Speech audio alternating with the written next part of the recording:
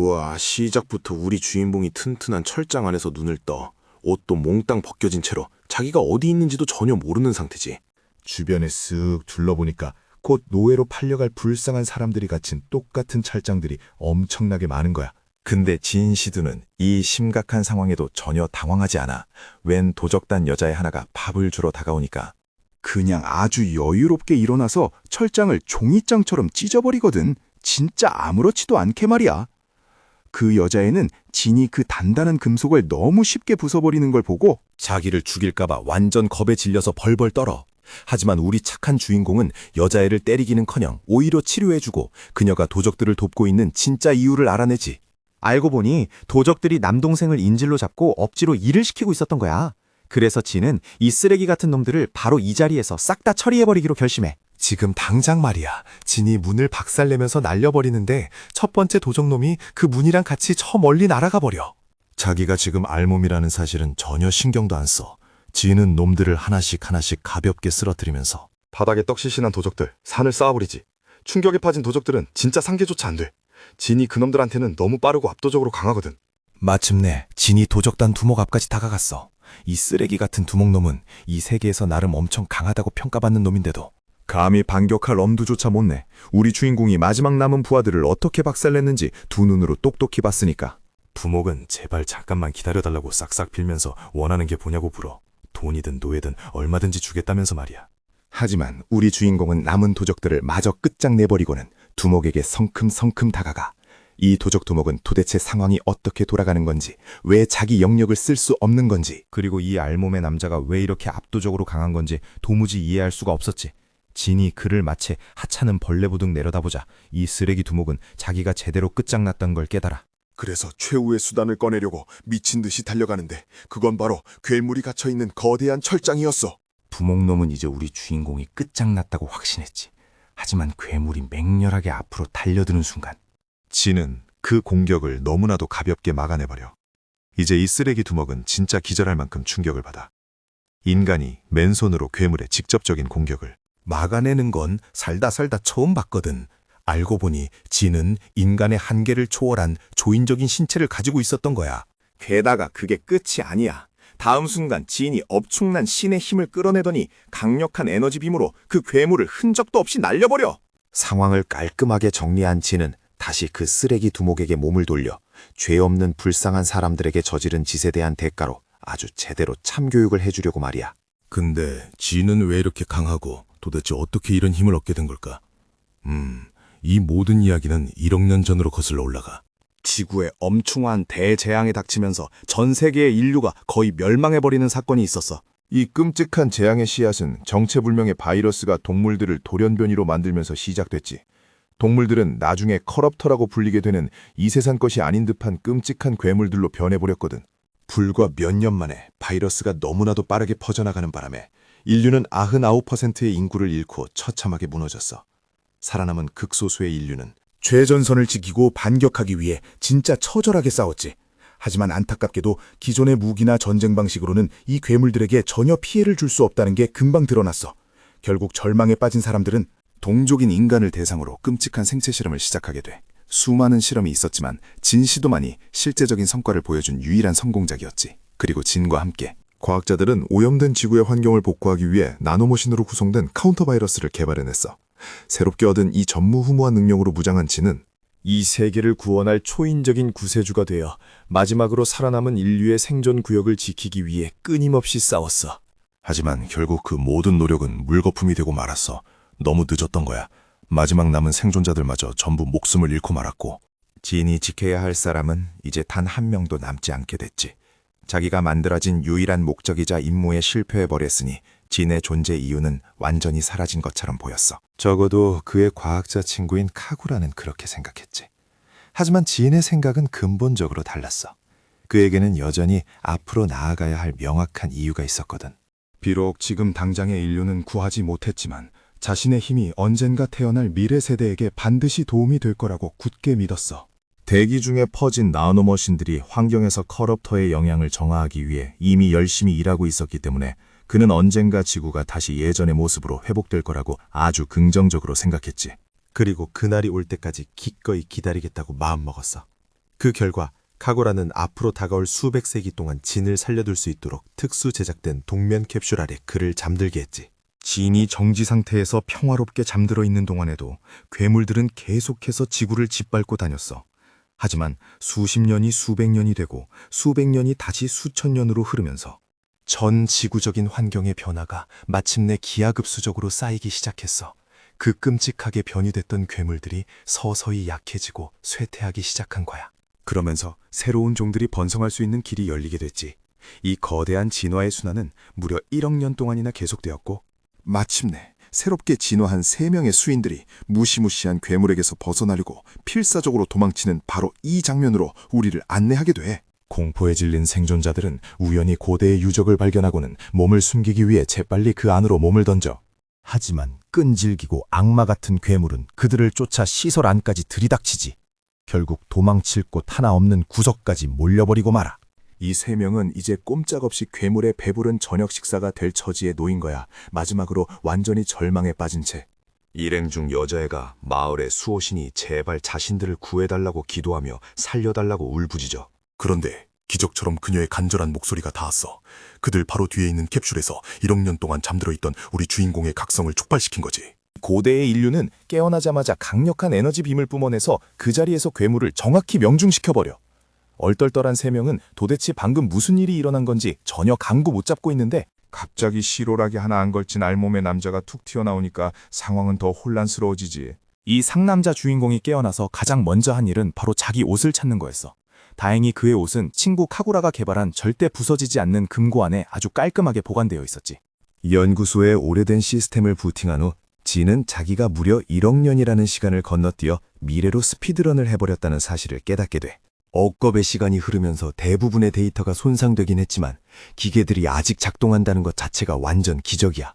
보아하니 카구라가 만든 나노머신 바이러스가 자기 역할을 아주 완벽하게 해낸 것 같자. 커럽터들을 싹 다 전멸시켜서 이 시설이 무사히 보존될 수 있게 도왔으니까. 또 얘 친구가 남겨둔 통신 큐브도 하나 발견하는데 그 안에 뭐가 들어있는지는 일단 지금은 알 수 없는 미스터리로 남아있어. 그러고 나서 진은 현지 수인들에게로 몸을 돌리는데 아뿔싸 자기가 지금 중요 부위를 시원하게 내놓고 있다는 사실을 완전히 까먹은 거야. 진짜 꼬마이들이 자기를 빤히 쳐다보고 있다는 걸 딱 깨닫고는 빛의 속도로 후다닥 옷을 챙겨 입는데 와, 수백만 년 전에 뽐냈던 그 쩔어주는 비주얼을 완벽하게 다시 보여준다니까요. 잠시 후 진이 그 3명과 함께 시설 밖으로 나오는데 지평선 위로 빛나는 눈부신 태양빛에 순간적으로 눈이 멀어버릴 뻔해. 솔직히 말해서 진은 이렇게 생명력이 넘치는 풍경을 보게 될 줄은 상상도 못했거든. 눈앞에 펼쳐진 광경은 그야말로 장관이었어. 그가 기억하던 멸망해버린 황무지와는 너무나도 극명하게 대비되는 모습이었지. 아이들은 곧바로 자기들이 사는 마을 쪽으로 발걸음을 옮기면서 자기들의 수호신인 지인에게 꼭 따라와 달라고 간절히 부탁해. 반면에 우리 주인공은 지금 눈앞에 있는 이들이 도대체 어떤 종족인지 파악하느라 정신이 쏙 빠져 있었어. 따지고 보면 인류는 지금쯤 화석연료가 되어 있어야 정상이잖아. 이렇게 뚜렷한 동물의 특징을 가진 수인들은 아마도 수백만 년에 걸친 진화와 나노머신의 지속적인 간섭이 섞여서 만들어진 결과물일 게 분명해. 게다가 이 녀석들은 아주 오래전 인간들이 쓰던 것과 완벽하게 똑같은 언어를 구사하고 있었어. 이건 이들이 인류와 완전히 똑같은 뿌리에서 갈라져 나왔다는 걸 강력하게 암시하는 거지. 그는 자신을 진 시두라고 소개하며 그냥 편하게 이름만 불러달라고 부탁해. 그러자 염소귀를 가진 여자애는 자기를 하카마필이라고 소개하고 코알라처럼 생긴 녀석은 단퐁, 그리고 그 옆에 있는 고양이 소녀는 샨디라고 해. 하카마는 남은 인사는 나중으로 미루기로 하고 진의 손을 잡아 끌기 시작해. 자기네 마을이 바로 코앞이라면서 말이야. 그녀는 지금 쳐들어온 침략자들을 쫓아내기 위해 새로 찾은 수호신을 마을로 데려가려고 진짜 필사적이었거든. 하지만 비극적이게도 그들이 도착했을 땐 마을은 이미 습격을 받아 쑥대밭이 되어 있었고 여러 집들이 완전히 불길에 휩싸여 있었어. 샨디는 이 끔찍한 참상에 완전히 이성을 잃고 엄마를 찾기 위해 극도의 패닉 상태로 앞장서서 달려가 버려. 피해 상황을 쓱 둘러보면서 진은 이 심각한 상황에 대해 잠시 생각에 잠겨. 그는 마을의 방화벽이 얼마나 허술한지 단번에 알아채지. 경계벽이나 집들이 전부 단순한 나무로 지어져 있었거든. 이 작은 디테일 하나만 봐도 이 새로운 문명의 기술력이 자기가 기억하는 인간 시대보다 한참 뒤떨어져 있다는 게 아주 명백했지. 마을 안쪽으로 더 깊숙이 들어가던 지혜는 웬 기괴한 괴물과 치열하게 싸우고 있는 한 여자를 발견해. 딱 한 번만 슬쩍 봐도 그녀가 간신히 버티고 있다는 걸 알 수 있어서, 그리고 그녀가 상대하고 있는 괴물이 수백만 년 전의 커럽터들과 완전히 똑같이 생겼다는 걸 깨닫는 데는 그리 오랜 시간이 걸리지 않았지. 게다가 살아남은 커럽터들만 이상한 게 아니었어.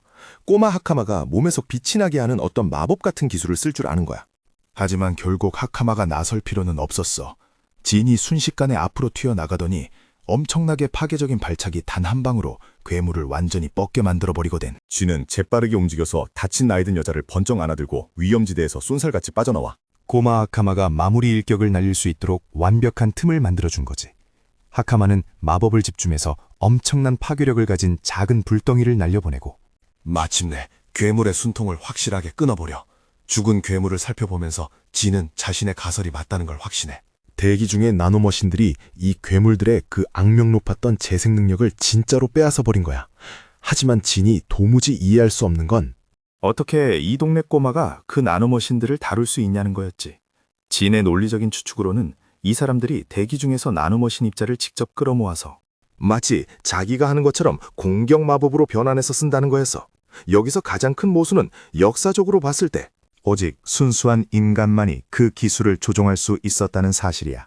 진은 차기가 방금 구해준 여자에게 직접 호기심을 드러내며, 이 시대의 모든 사람이 그런 마법을 쓸 수 있는 건지 물어봐. 그녀는 진이 무슨 말을 하려는 건지 완전히 이해하지는 못했지만 아주 극소수의 선택받은 사람들만이 이 능력을 쓸 수 있다고 확실하게 대답해줘. 그들의 문화에서는 신의 힘을 축복받은 자들만이 이 마법을 사용할 수 있는 특권을 가진다고 믿고 있대. 특히 이 마을에서는 그런 특별한 능력을 가진 사람이 딱 네뿐이라는 거야. 진은 상황을 파악하기 위해 머리를 쥐어짤 필요도 없었어. 신의 힘이라는 건 그저 나노머신 조작을 그들만의 원시적이고 그럴싸한 방식으로 부르는 것뿐이었지. 하카마가 나이든 여자에게 급히 달려가는데 알고 보니 그녀는 하카마의 할머니였어. 하카마가 다른 마을 사람들은 어떻게 됐냐고 걱정스럽게 묻자 다행히도 이미 다들 대피했다는 소식을 듣게 돼. 그 말에 새 아이들은 안도의 한숨을 내쉬지만 할머니는 이 위험한 마을의 아이들이 도대체 왜 다시 돌아온 건지 깊은 걱정에 빠져. 다른 사람들이랑 같이 대피하지 않고 말이야. 그도 그럴 게 방금 싸운 괴물은 지금 이 지역을 쑥대밭으로 만들고 있는 거대한 성체 괴물에 비하면 그냥 유충 수준에 불과했거든. 그때 갑자기 긴장감을 깨고 침착한 목소리가 들려오더니 할머니가 말한 그 거대한 침략자에 대해서는 전혀 걱정할 필요 없다고 안심시키는 거야. 새로 나타난 이 남자는 자기 혼자서도 그 괴물을 충분히 썰어버릴 수 있다고 아주 자신만만하게 떠벌려. 할머니는 이 전쟁통에 낯익은 얼굴들이 다시 나타난 걸 보고 깜짝 놀라며 곧바로 다른 마을 사람들의 안부를 물어보지. 파란머리의 전사는 나머지 주민들이 무사히 대피소에 도착했다고 확인해줘. 알고 보니 이 파란먼 남자랑 같이 온 나이든 남자가 바로 하카마의 아빠였던 거야. 두 사람은 눈물에 제외를 해. 당연하게도 아빠는 딸한테 도대체 어딜 도망갔다 온 거냐고 캐묻지. 하카마는 굳게 닫혀있던 그 봉인된 문으로 곧장 갔었다고 솔직하게 털어놓는데 그 말을 들은 할머니는 진짜 까무러칠 뻔해. 할머니는 하카마가 그 저주받은 땅에 함부로 발을 들였다는 사실에 엄청나게 화를 내. 마을의 전설에 따르면 그 문 너머의 구역은 오로지 마을의 수호신만이 머무는 신성한 곳이거든. 하지만 꼬마 하카마는 괴물들의 습격에 너무나도 큰 공포를 느꼈기 때문에 그저 신의 도움을 구하러 갔을 뿐이라고 설명해. 그리고 아주 자랑스럽게 가리키며 덧붙이지. 전설 속에 나오는 그 진짜 신이 지금 바로 자기 옆에 서 있다고 말이야. 당연히 할머니는 완전 의심의 눈초리로 쳐다보며 이 뜬금없이 나타난 젊은 녀석을 자신들의 신성한 수호신으로 인정하길 단칼에 거부해 설상가상으로 겉모습만 보고는 우리 주인공이 열등한 종족일 거라고 단정 지어버려. 그런 성스러운 칭호를 붙여주는 것 자체가 말도 안 되는 헛소리라고 생각한 거지. 그때 꼬마 샨디가 나서서 파란머리 오빠에게 진이 진짜 수호신이라고 열심히 설득하려고 해. 하지만 편견에 찌든 그녀의 오빠는 진의 지극히 평범한 인간 귀를 콕 집으며 동생의 말을 단번에 무시해버려. 이들의 사회에서는 뚜렷한 동물의 특정을 타고나지 않은 사람은 전부 하등한 존재로 취급받거든. 이 녀석이 보기엔 여동생이 그냥 엄청나게 순진한 착각을 하고 있는 것일 뿐이었어. 그럼에도 불구하고 어린 샨디는 물러서지 않고 이 남자가 자신들을 쫓아오던 침략자를 얼마나 쉽게 쓰러뜨렸는지 자랑스럽게 밝혀. 하지만 전혀 감흥이 없는. 오빠는 그 대단한 업적을 콧방귀를 뀌며 넘겨버려. 자기도 그깟 침략자쯤은 아주 쉽게 때려잡을 수 있다며 오만하게 떠들어대지. 그러다니 우리 주인공 쪽으로 시선을 돌리는데 진은 벌써 이 쓸데없는 헛소리들에 완전히 지쳐버린 표정이야. 이 파란머리 전사는 불청객인 진에게 당장 마을을 떠나라고 협박해. 열등한 피를 가진 존재를 받아줄 공간 따위는 없다면서 말이야. 이 건방진 놈은 입을 나불대면서 진을 그냥 지나쳐가. 자아도취가 어찌나 심한지 그 거대한 침략자를 죽이겠다는 자살행위나 다름없는 짓을 스스로 떠맡으려고 해. 그것도 자기 혼자서 말이야. 참, 이 건방진 파란머리의 이름은 사스라고 해. 할머님은 사스가 방금 내린 이 무모하고 충동적인 결정 때문에 눈에 띄게 괴로워해. 그리고 다시 진에게로 고개를 돌리지. 비록 진이 진짜 누구인지에 대해서는 여전히 쥐뿔도 관심 없었지만 말이야. 그래도 자기 목숨을 구해준 것에 대해 진심으로 감사를 표하지 않는 건 너무 무례한 짓이라는 건 인정해. 감사의 인사를 전한 뒤 할머니는 마지막으로 부탁을 하나 해.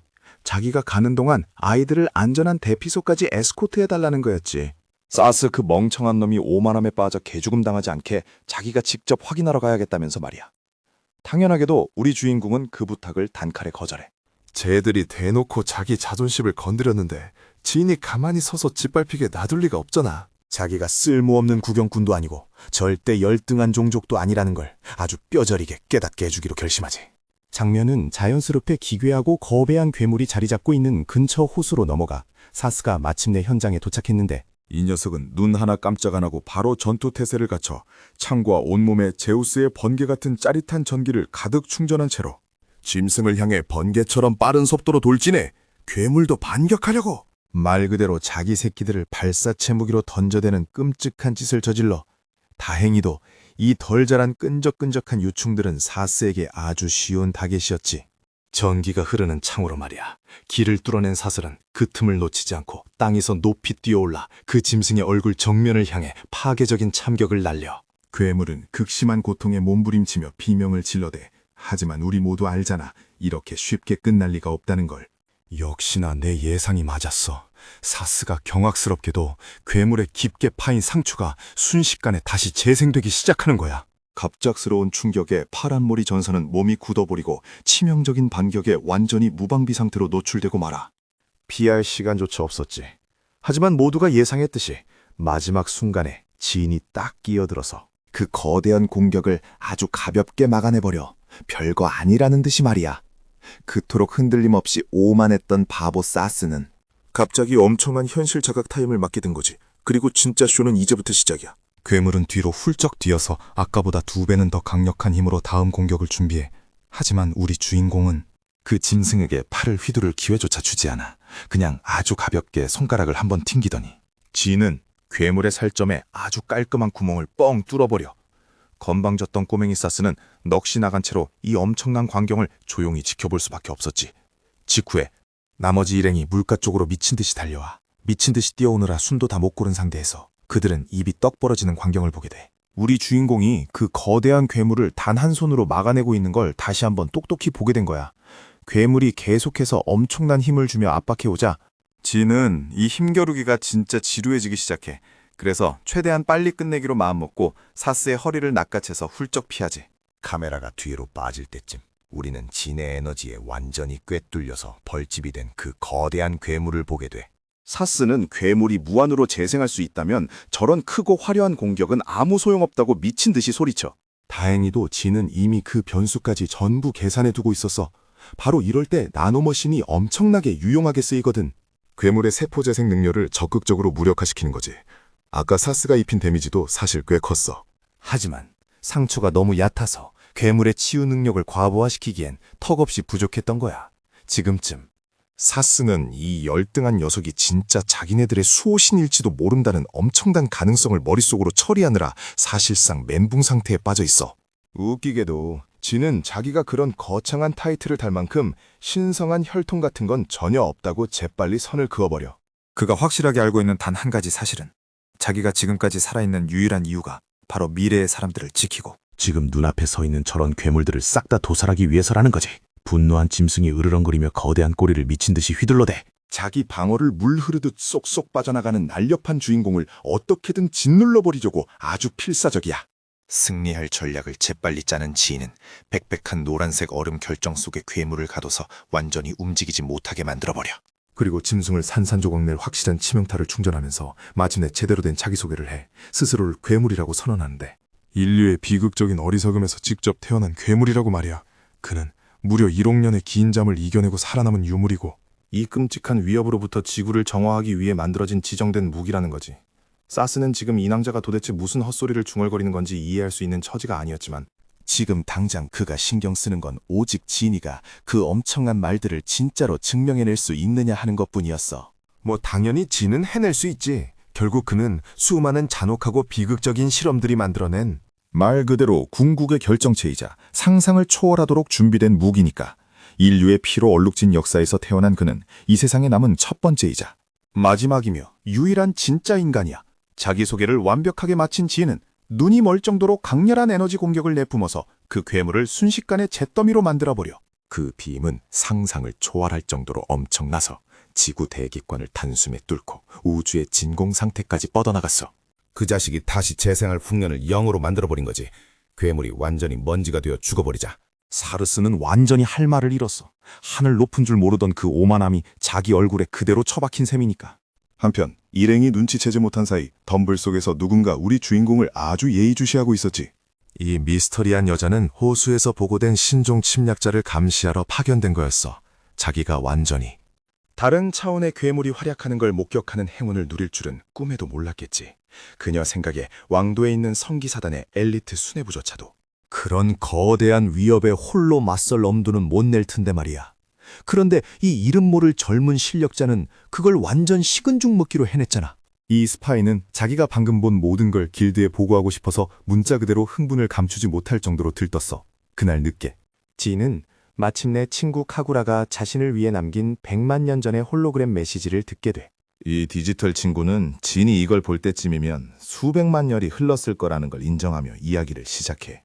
이렇게 엄청난 시간이 지났으니 카구라는 지구의 미래가 어떤 모습일지, 지구 환경이 정말로 회복되었을지 무척 궁금해했지. 곧바로 그는 나쁜 소식부터 전해 사악한 타락자들은 결코 완전히 멸종하지 않을 거라고 말이야. 세상이 극적으로 회복된다 하더라도 말이지. 솔직히 그건 이미 꽤 명백한 사실이잖아. 진이 방금 전에도 타락자 하나랑 싸우고 왔으니까 카구라는 진이 깊은 동면에 빠져있는 동안 전 세계에서 일어나는 점진적인 변화를 관찰하기 위해 자신도 주기적으로 콜드슬립에 들어갔었다고 밝혀. 환경이 복원된 덕분에 타락자들의 전체적인 수는 꾸준히 줄어들고 있었어. 하지만 불행히도 생태계가 변하면서 타락자들도 그에 맞춰 진화하기 시작한 거야. 이런 적응력은 세상이 이 위협을 영원히 완전히 떨쳐낼 수 없을 거라는 명백한 신호였지. 이에 대항하기 위해 카구라는 새로 나타나는 생명체들의 유전자를 의도적으로 조작했다고 설명해. 그저 타락자들의 먹이가 되는 게 아니라 그들에게 저항할 수 있는 잠재력을 준 거지. 게다가 카구라는 우리 주인공을 위해 아주 특별하고 엄청난 파워업을 남겨뒀다고 밝혀. 그래, 맞아. 빛나는 초록색 액체로 가득 찬 그 불길해 보이는 주사기가 바로 진이 자기 혈관에 직접 꽂아 넣어야 할 물건이었어. 주사를 맞자마자 진의 몸은 즉시 타닥거리며 신비로운 에너지를 뿜어내기 시작해. 방금 맞은 혈청이 나노머신과의 100% 적합성을 부여해 준 거거든. 융합이 완전히 끝나면 진은 나노머신을 통해 물리적인 물체를 생성하는 미친 능력을 얻게 돼. 바로 형태 변환이지. 제일 대박인 건 뭔지 알아? 이 업그레이드는 빙산의 일각에 불과하다는 거야. 그의 오랜 친구는 이와 비슷한 파워업들을 전 세계 곳곳에 흩어 숨겨뒀다고 밝혀. 타락자들이 시설을 파괴해서 한 번에 모든 게 날아갈까봐 일부러 한 곳에 다 모아두지 않은 거지. 게다가 이 보물찾기 덕분에 진은 전 세계를 요랭하며 새로운 세계의 경이로움을 직접 눈으로 봐야만 하게 됐어. 카구라는 이 먼 미래의 타락자들이 어떤 위협이 될지 전혀 모르겠다고 솔직히 털어놔. 하지만 미래가 그들이 아주 오래전에 남겨두고 온 암울하고 종말론적인 현실보다는 훨씬 밝을 거라고 절대적으로 확신하고 있었지. 메시지가 진행될수록 홀로그램 투영을 통해 그 불쌍한 과학자가 시간이 지나며 얼마나 늙었는지 보여줘. 카구라가 깊은 슬픔을 표현하는 부분은 정말 씁쓸하면서도 감동적인 순간이야. 이렇게 아름답게 복원된 세상을 자기 눈으로 절대 볼 수 없을 거라는 걸 알았으니까 미래에 대한 책임과 바통을 공식적으로 넘겨준 뒤 진에게 남긴 메시지는 마침내 끝이 나. 딱 그 타이밍에 하카마와 나머지 일행이 도착해. 그들의 소위 수호신이라는 사람을 열심히 찾고 있었거든. 하카마와 코알라 수인 단포는 마을 전체가 그를 애타게 기다리고 있다며 진을 마을로 끌고 가려고 온 거야. 돌아가는 길에 진의 예리한 눈에 하카마의 목에 매달려 있는 낯익은 연구시설의 액세스키가 포착돼. 호기심이 생긴 진은 그 펜던트에 대해 물으며 도대체 어떻게 그걸 손에 넣게 되는지 궁금해하지. 하카마는 아주 오래전 어떤 대단한 분이 조상들에게 그걸 부적처럼 대대로 물려지라고 했다고 설명해. 전설에 따르면 마을에 임박한 위험이 닥치면 바로 이 열쇠가 수호신을 소환해 그들을 지켜줄 거라고 했대. 이 이야기를 들은 진은 깊이 감동해. 친구가 자신을 위해 이렇게까지 엄청난 수고를 들여 모든 걸 준비해줬다는 사실에 가슴이 벅차올랐고, 카구라에게 깊은 빚을 졌다고 느끼게 되지. 다시 마을 중심부로 돌아오니 이미 성대한 파티가 한창 벌어지고 있어. 다들 정신없이 먹고 마시는 동안 아이들이 마침내 수호신을 다시 스포트라이트 속으로 데리고 와. 하지만 어른 마을 사람들이 하등 종족 생명체를 보자마자 쑥덕거리기 시작하면서 분위기가 살짝 바뀌어. 그들의 좁은 식견으로는 생물학적으로 평범한 존재가 수호신이라는 전설적인 칭호를 가진다는 게 도무지 말이 안 됐거든. 그들이 우리 주인공의 잠재력을 큰 소리로 의심하고 있을 때 사르스가 갑자기 벌떡 일어나더니 감히 자신들의 구원자에게 손가락질을 한다며 무리에게 불같이 화를 내. 심지어 마땅히 맞아야 할 주먹까지 날릴 정도였어. 그도 그럴게. 이 위선자들은 위험이 추악한 고개를 쳐들자마자 공지 빠지게 도망쳤던 바로 그 겁쟁이들이었으니까. 이 거친 말다툼을 지켜보며 하카마와 단포는 사르스에게서 뿜어져 나오는 엄청난 위선에 헛웃음이 날 지경이었어. 결국 불과 몇 시간 전만 해도 지인의 힘을 비웃고 격렬하게 의심했던 첫 번째 사람이 바로 사르스 본인이었잖아. 마을 할머니가 진에게 직접 감사를 표하기 위해 앞으로 나서 엄청난 은혜를 입었다고 느낀 할머니는 마을 전체를 대표해 깊은 감사의 마음을 전하려고 해. 사실 그가 제때 개입하지 않았다면 지금 그들 중 누구도 그 자리에 서 있지 못했을 테니까. 마을은 말 그대로 잿더미가 됐을 거야. 우리 주인공은 늘 그렇듯 무심하게 칭찬을 넘기며 그저 자기 일의 일부였을 뿐이라고 고집해. 그래도 진은 이 사람들이 호의의 표시로 무언가 보답을 하지 않고는 자신을 그냥 보내주지 않으리란 걸 알고 있었지. 그래서 물질적인 부를 요구하는 대신 훨씬 더 가치 있는 것, 바로 정보를 요청해. 진은 현재 세계의 상태에 대한 자세한 설명을 원했어. 안타깝게도 고립된 마을 사람들이 그런 까다로운 지정학적 질문에 대답할 지식을 갖추고 있진 않았지. 진이 원하는 답을 얻기 위해. 사람들은 크로모시아의 왕이 머무는 왕도를 방문하라고 강력히 권유해. 각계각층의 사람들이 수도로 모여들기 때문에 그곳은 세계 정세와 핵심 정보가 모이는 거대한 중심지거든. 그들은 코다마 마을의 상인들도 나무 누에고치 실로 만든 특산품을 팔기 위해 그곳을 자주 왕래한다고 말해줘. 수도로 가는 길은 악명 높을 정도로 멀고 험난하지만 할머니는 지인이라면 완벽하게 괜찮을 거라고 생각했어. 그는 딱 봐도 평범한 사람이 아니니까 말이야. 할머니는 심지어 하카마에게 공식 가이드 역할을 맡기며 어차피 하카마도 왕도로 갈 계획이었으니 진에게 그녀를 데려가라고 제안해. 하카마는 신성력을 다룰 수 있는 극소수의 희귀한 인재 중 한 명이거든. 그녀는 마법 사용자를 양성하는 명문 아카데미에 입학하고 싶어 했어. 진은 이 시대에도 정규 교육기관이 여전히 존재한다는 사실에 진심으로 놀라워해. 갑자기 우리 주인공에게 아주 시끄럽고 충성스러운 열성팬이 생겼다는 게 분명해져. 사루수가 여행길에 수호신의 개인 경호원 역할을 하겠다고 열정적으로 자원하거든. 할머니는 즉시 그의 말을 자르며 사르스에게는 수도에 갈 이유가 영계도 없다는 걸 상기시켜. 하지만 사르스는 자기도 분명한 이유가 있다며 큰 소리로 자랑해. 바로 존경받는 성기사단에 입단할 계획이라는 거지. 하지만 할머니는 그게 순전히 헛된 희망이라는 걸 알고 있었어. 할머니는 사르스가 기초 아카데미에도 합격하지 못했다는 사실을 무자비하게 꼬집어. 그러니 엘리트 기사단 입단은 말도 안 되는 헛소리라는 거지. 이 말에 진은 깜짝 놀라. 사르스가 신성령 능력자라는 걸 고려하면 진은 그 녀석이 입학 과정쯤은 가볍게 통과했을 거라고 생각했거든. 하카마가 그 함정에 대해 설명해줘. 멍청이들을 걸러내기 위해 특별히 고안된 필수 필기 시험이 있는데. 비극적이게도 사르스는 자기 자신의 순수한 멍청함의 희생양이 된 거지. 딴소리는 이쯤 하고 진은 성기사단이라고 불리는 이 엘리트 계급에 대해 점점 더 호기심이 생기기 시작해. 말이 나온 김에 장면은 마을을 벗어나 중무장한 기사에게로 전한대. 그는 고다마 마을 지역을 공포에 떨게 했던 거대한 침략자가 이미 완전히 전멸했다는 사실을 알고 눈에 띄게 경악해. 이 엄청난 폭탄 선언을 한 사람은 바로 덤불 속에서 호수전투 전체를 지켜보던 그 스파이 여자였어.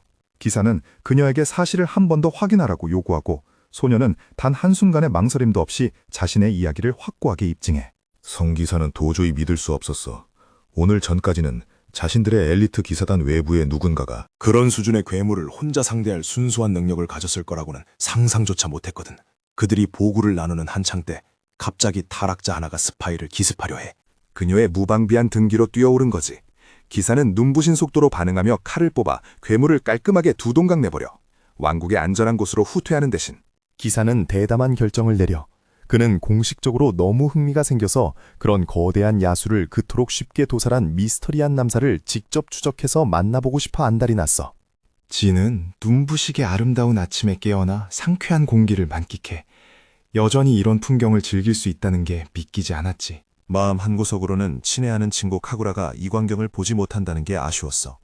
그의 곁으로 아이들 중 한 명이 옷을 가져다 주며 수어신에게 얼어서 옷을 입으라고 재촉해. 다음 장면에서 우리는 마을 외곽에 나와 있는 주인공을 보게 돼. 하카마의 할머니는 그녀에게 가이드로서의 의무를 제대로 다하라고 당부하고 있고, 사르스는 자기가 진을 이끌지 못하게 되자 완전히 삐쳐서 투덜대고 있어. 여행 가이드로서 말이야. 지인은 이 녀석에게 특별한 흥미를 느끼고 사르스의 움직임을 칭찬하기까지 해. 왕도에서 그가 오기를 기다리겠다고 확신을 주면서 말이지. 이 한마디에 사르스는 마치 열성 팽걸처럼 비명을 지르며 좋아주고 수호신의 앞길에 행운을 빌며 하카마를 잘 돌봐달라고 부탁하지. 하카마 역시 몸조심하라는 당부를 듣고 그렇게 두 사람의 여행이 시작돼. 그들이 출발하면서 이 꼬맹이와 키 큰 당자는 온갖 아름답고 경치 좋은 풍경을 가로지르며 함께 걸어가. 하카마는 캠프를 차릴 때까지 여기저기 구경시켜줘. 진은 수도가 얼마나 먼지 물어봐. 걸어서 내일 정도 더 가야 한다고 하니 생각했던 것만큼 멀진 않았어. 하지만 그녀는 진의 입장과 그가 왜 그렇게 세상을 탐험하는데 혈안이 되어 있는지 정말 궁금해해. 진은 공유하기를 거부하며 그건 마음속 깊은 비밀이라고 말해. 우리의 주인공은 타락자들이 여전히 살아있다는 걸 알고 있거든. 카브라의 대략적인 설명에 따르면, 그리고 진이 이 시대에서 몇 마리 마주치기도 했지만, 놈들의 정상적인 번식은 오직 파괴되고 오염된 환경에서만 일어나. 이곳과는 완전히 정반대라는 거지. 즉, 보이지 않는 곳에서 무언가 또는 누군가가 변화를 일으키고 있으며 이를 조사해야 한다는 뜻이야. 하카마는 진이 생각에 잠겨 너무 심각한 표정을 짓자 겁을 먹어. 그래서 진은 혼자 생각에 빠져 있었던 걸 사과해. 진은 한 가지를 이해했어. 이 시대가 타락자 괴물들에게 완전히 지배당한 건 아니라는 사실 말이야. 생존의 징후가 곳곳에 분명하게 남아있었거든. 그의 첫 번째 주요 목표는 이 시대의 사람들을 조사한 다음 타락자들을 처리하는 거야. 괴물들을 연구하는 건 여가 시간에 개인적으로 할 수 있으니 그리 어려운 일이 아니었지. 그건 그렇고 우리 형님은 당장 변화를 원해서 하카마에게 자기를 수호신이라고 부르는 것 좀 그만두라고 부탁해.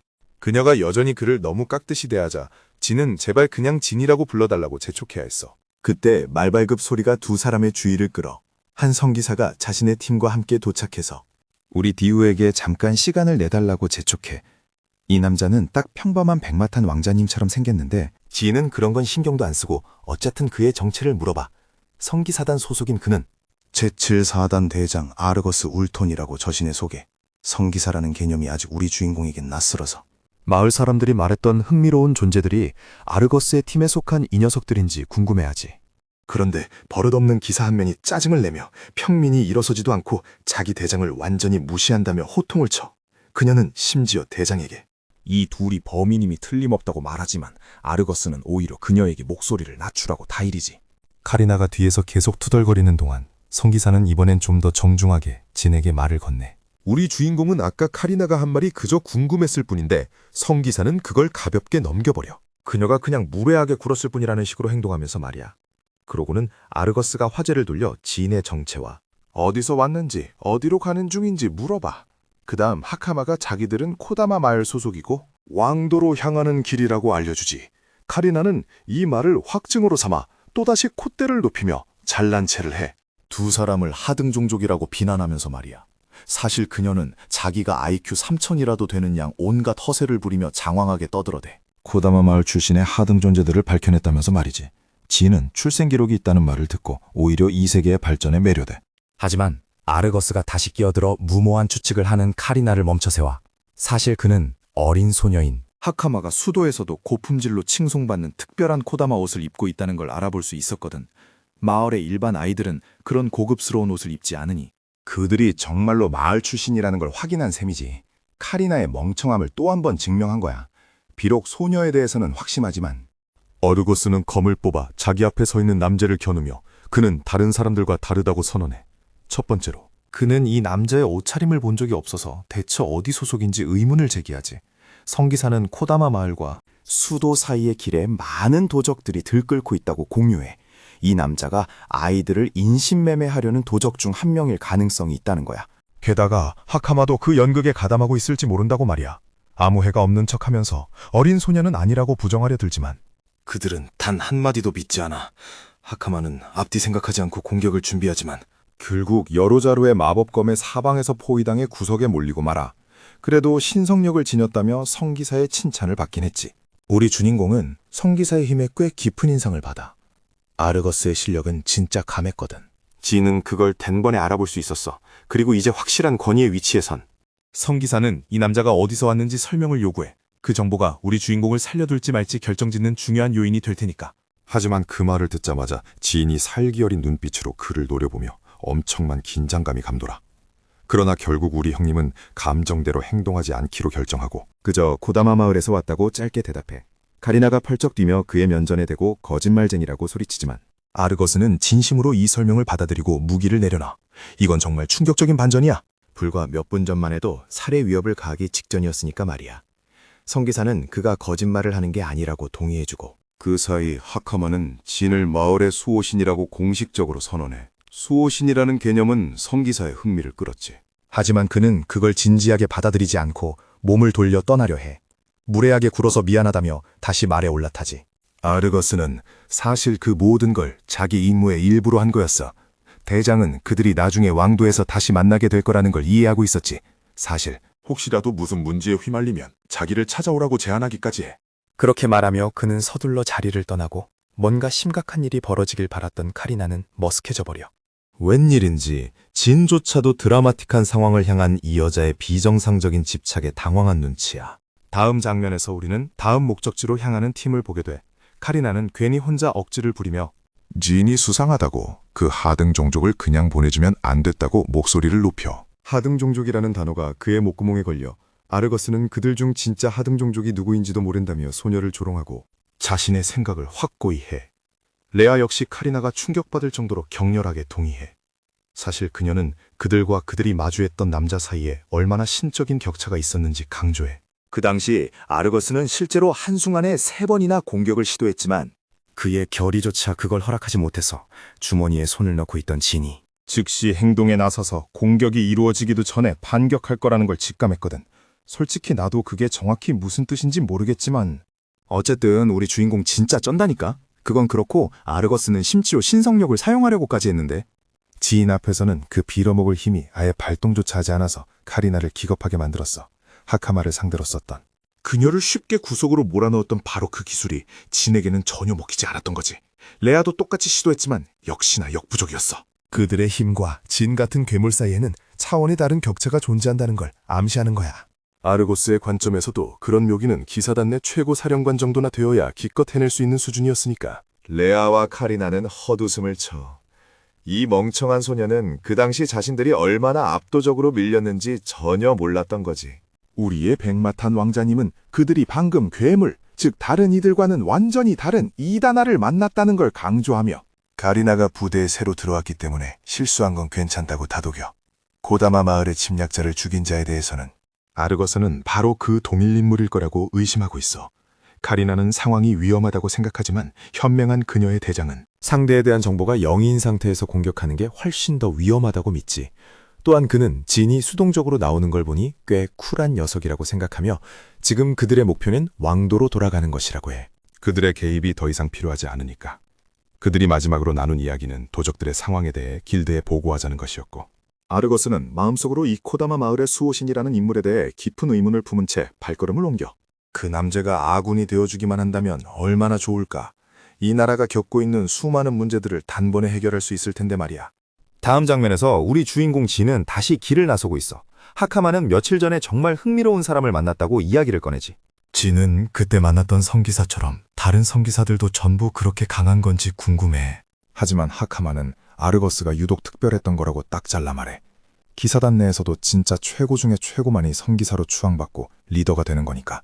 아르고스는 그 중에서도 완전 탑티어거든. 하카마는 그날 아르거스가 정령술을 얼마나 빨리 발현했는지 손짓까지 섞어가며 신나게 설명해. 근데 우리 진한테는 이 용어가 영 낯설기만 해. 알고 보니 지금 시대에서는 정령의 힘을 빌리는 걸 신성력이라고 부르고 그런 힘을 다루는 기술을 정령법이나 정령술이라고 부르는 거였어. 다시 말해서 카구라와 진이 쓰는 나노머신이 이 시대 사람들 눈에는 이해할 수 없는 정령 같은 걸로 취급받고 있다는 거지. 진도 자기들 능력이 이 시대 사람들한테는 완전 말도 안 되는 판타지처럼 보일 거란 걸 잘 알고 있어. 하지만 그러면서도 열등종을 향해 카리나가 뿜어냈던 그 분노 어린 감정들을 떠올리지 않을 수가 없었지. 쥐는 그 용어에 흥미를 느끼고 지금 시대에는 아주 다양한 종족들이 살고 있다는 사실을 알게 돼. 곤충이나 물고기를 닮은 사람들도 있고, 하카마 할머니 말에 따르면 어떤 종족은 물속이나 특정 지역에서만 살 수 있대. 시간이 흐르면서 환경에 적응하기 위해 생명체들이 진화했기 때문에 그렇게 변한 거야. 이 말은 진의 호기심을 엄청 자극했어. 인류의 생존자 중 일부가 이런 진화 사이클을 시작하게 만든 원인일 수도 있다는 뜻이니까 말이야. 1억 년이나 지난 지금 진은 이 거창한 가설에 대해 너무 깊게 생각하고 싶진 않았어. 대신 환경에 맞춰 변하거나 적응하지 못한 사람들이 결국 웃음거리로 전락해버렸다는 걸 깨달았지. 그들을 바로 열등종이라고 부르는 거야. 적응하지 못했기 때문에 가장 밑바닥의 나약한 존재로 취급받고, 사회에서는 그들을 노예로 팔아넘기며 완전 벌레만도 못한 취급을 하고 있지. 이 시대에 노예제라는 개념이 존재한다는 사실 자체가 지니의 심기를 엄청 불편하게 만들었어. 하지만 하카마는 자기만의 뚜렷한 소신을 굽히지 않아. 하카마는 자기들과 열등종 사이에 별다른 차이가 없다고 아주 밝고 당당하게 말해. 단지 자기와 다르다는 이유만으로 사람을 함부로 대하는 걸 도무지 이해할 수 없다는 거지. 사람은 누구나 자기만의 이상한 구석이 있는 법이잖아. 그 말을 듣고 진은 이 어린 소녀의 깊은 인성에 진심으로 감탄하게 돼. 그렇게 한참 이야기를 나누는데 갑자기 누군가 엉망진창으로 두들겨 맞은 몰골을 하고 그들 앞에 툭 튀어나와. 그 아이는 길바닥에 쓰러져 살려달라고 애원하고 놀란 하카마가 얼른 곁으로 달려가지. 진은 그 아이를 유심히 관찰하다가 귀 모양을 보니 동물적인 특징이 전혀 없다는 걸 눈치채. 그러니까 일종의 인간이라는 뜻이지. 게다가 그 아이는 목부터 발끝까지 온통 멍투성이었어. 단순한 사고로 다칠 만한 상처가 절대 아니었거든. 하카마가 어떻게든 그 소녀를 일으켜 세우려고 애쓰는 동안. 진은 능력을 발동해서 치료를 도와주려고 해. 그런데 고마워하기는커녕 그 꼬마가 갑자기 연기를 집어치우더니 칼을 뽑아 하카마의 목에 겨누는 거 있지. 진에게 거기서 한 발짝이라도 움직이면 하카마를 죽여버리겠다고 협박하면서 말이야. 상황이 진이 생각했던 거랑 완전히 다르게 굴러가기 시작했어. 이제 진은 처음부터 함정에 빠졌다는 걸 확실히 깨달았지. 그래서 근처에 또 누가 숨어있는지 확인하려고 주변을 싹 스캔해. 그때 허공에서 갑자기 한 남자가 스르륵 나타나더니 자기 지시대로 일을 잘 처리했다며 푸아르를 칭찬하는 거야. 이 능력은 스텔스 카모플라주라고 불리는데 나노머신이 주변의 시각적 정보를 흡수해서 투명 망토 같은 걸 만들어내는 원리로 작동해. 유일한 약점은 움직이면 투명화가 풀린다는 건데 이 녀석들은 꽤나 그럴싸하게 써먹었더라고. 그 도적단 대장이라는 놈은 진을 열등종이라고 부르면서 옷은 또 꽤 좋은 걸 입었다며 시비를 걸기 시작해. 그러면서 진한테 어디서 굴러먹다 온 놈이냐고 묻지만 우리 주인공은 완전 얼음장처럼 차갑게 입을 꾹 다물고 무시해버리지. 아무 대답도 안 하니까 하카마가 걱정스럽게 진을 부르는데 대장은 진이 조금이라도 움직이면 당장 소녀를 죽이겠다고 으름장을 놔. 하카마가 또 독단적으로 자기 능력을 쓰려고 하자 진이 당장 멈추라고 버럭 소리를 질러. 사람을 상대로 그런 위험한 힘을 쓰는 걸 원치 않았던 거야. 어린 하카마는 어찌할 바를 몰라 쩔쩔매고. 그 와중에 도적단 대장놈은 저 꼬마도 신성력을 가지고 있다는 걸 눈치채고는 완전 신이 나서 입이 찢어지려 해. 놈들은 진한테도 그런 힘을 쓸 줄 아냐고 묻는데 우리 형님은 지금 제대로 한번 놀아줄 작정이거든. 그래서 일부러 정체를 숨기며 알쏭달쏭하게 굴어 열받은 근육머리 부하놈이 진을 걷어차 넘어뜨리면서 열등종 주제에 분수 좀 하려고 윽박지르지. 그러자 대장은 부하가 팔아먹을 상품에 흠집을 낸다며 오히려 화를 내는 거 있지. 뭐 그렇다 해도 진을 비싼 값에 팔 수 있을 거란 기대는 애초에 안 하고 있었어. 진이 신성력을 가지고 있을 거란 생각은 쥐뿔도 안 하거든. 기껏해야 볼품없는 열등종으로 보이니까 말이야. 그제야 하카마는 이놈들이 바로 아라거스가 경고했던 그 도적단이자 노예상해라는 걸 깨닫기 시작해. 도적단 대장은 하카마부터 처리하려고 자기 주문을 발동시키고, 하카마는 이대로 잡혀서 노예로 팔려갈까봐 벌벌 떨며 공포에 질려버려. 다음 장면에서 진짜 웃기게도 진이 꿀잠 자고 있는 하카마를 깨워. 근데 이 바보 같은 놈들이 진의 간지나는 옷을 싹 다 훔쳐가는 바람에 상의를 훌렁 벗고 있는 거야. 팬티 한 장만 달랑 남겨둔 거지. 하카마는 다행히 무사해 보였지만 도대체 여기가 어디인지 너무 궁금해. 보아하니 다른 노예들을 가둬두는 수용시설 같은 곳이었어. 진은 여기가 도적단의 은신처라고 설명하며 자기들보다 먼저 잡혀온 사람들을 가리켜. 다들 몰골이 말이 아닐 정도로 엉망진창이야. 대부분이 열등종이었지. 정말 암울한 광경인데 웃기게도 하카마는 이 아저씨가 왜 가슴을 훤히 드러내고 있는지 그게 더 궁금한 거야. 진은 옷이 특이해 보인다고 놈들이 다 뺏어갔다고 설명해. 근데 하카마는 옷도 다 벗겨진 채로 이렇게 당당한 진의 태도에 그저 감탄할 뿐이야. 아무래도 진한테는 이 차림이 제일 편안하게 잘 맞는 것 같아. 뭐 그건 그렇고 하카마가 제일 궁금한 건 왜 그 자리에서 바로 반격하지 않았냐는 거야. 진의 그 신 같은 힘이면 놈들을 한 방에 싹 다 쓸어버릴 수 있었을 텐데 말이지. 진이 대답하려던 찰나 아침 식사를 주러 포아르가 방 안으로 들어와 둘이 깨어난 걸 보고는 밥을 건네주지. 하카마는 잔뜩 화가 나 있었지만 포아르는 자기들을 미워하든 말든 신경 쓰지 않는 눈치야. 애초에 용서받을 기대 따위는 하지 않았으니까 순진한 하카마는 짜증을 내는데 진은 오히려 이 파란머리 소녀에게 다정하다고 말해서 깜짝 놀라게 만들어. 피해자인 척하던 포하루에겐 완전 충격적인 말이었지. 진은 진짜 나쁜 놈들은 남이 자기를 미워하든 말든 자기가 용서받을 자격이 있든 없든 그런 개념 자체에 아예 관심이 없다고 팩트를 꽂아버려. 포아르가 그런 걸 신경 쓴다는 것 자체가 이미 착하다는 거지. 자, 이제 우리 팬티맨 형님은 요가 놀이를 끝내고 진짜 본론으로 들어갈 시간이야. 철창을 꽉 움켜주더니 마치 아이로 숙부처럼 말 그대로 철창을 엿가락 휘듯 구부려서 나갈 길을 만들어버려. 포아르는 눈앞에서 벌어진 광경에 턱이 빠질 만큼 경악하지. 사실 진은 포아르와 단둘이 이야기하려고 지금까지 쭉 기다리고 있었던 거야. 파란머리 소녀는 왜 그러는지 어리둥절해하지만 진은 그녀가 소중하게 생각하는 누군가가 이곳 어딘가에 갇혀 있어서 억지로 일하고 있다는 걸 이미 눈치채고 있었어. 부어로는 이 남자의 추리가 너무 소름돋게 정확해서 덜덜 떨어. 게다가 진은 한술 더 떠서 그녀의 상처까지 치료해주며 자기가 속아 넘어간 척했던 유일한 이유는 그 상처가 진짜라는 걸 알았기 때문이라고 콕 짚어 말해. 범죄자들이 자기 동료를 죽기 직전까지 패고 다니진 않잖아. 그래서 진은 포아르가 협박당해서 억지로 일하고 있다는 걸 단번에 알아차렸던 거지. 진의 말에 엄청난 죄책감을 느낀 포아르는 결국 자기 남동생이 이 쓰레기 같은 여섯 놈들에게 잡혀있다는 사실을 털어놓게 돼. 놈들은 포아르가 조금이라도 반항하면 동생을 타국으로 팔아버려서 평생 못 보게 만들겠다고 끊임없이 협박해왔던 거야. 포아르는 부모님마저 이 개자식들 손에 무참히 살해당했다며 바닥에 주저앉아 펑펑 눈물을 쏟아내. 이제 남은 가족이라곤 동생 하나뿐이라는 거지. 그 사연을 듣자마자 우리 주인공의 버튼이 제대로 눌려버렸어. 진은 말 그대로 분노로 이성을 잃기 직전이야. 하카마도 그제야 진이 왜 그렇게 순순히 잡혀졌는지 이해하게 돼. 그의 진짜 목적은 처음부터 이 사람들을 구하는 거였거든. 게다가 악당놈들은 끈질기고 성가시다는 것도 잘 알고 있었지.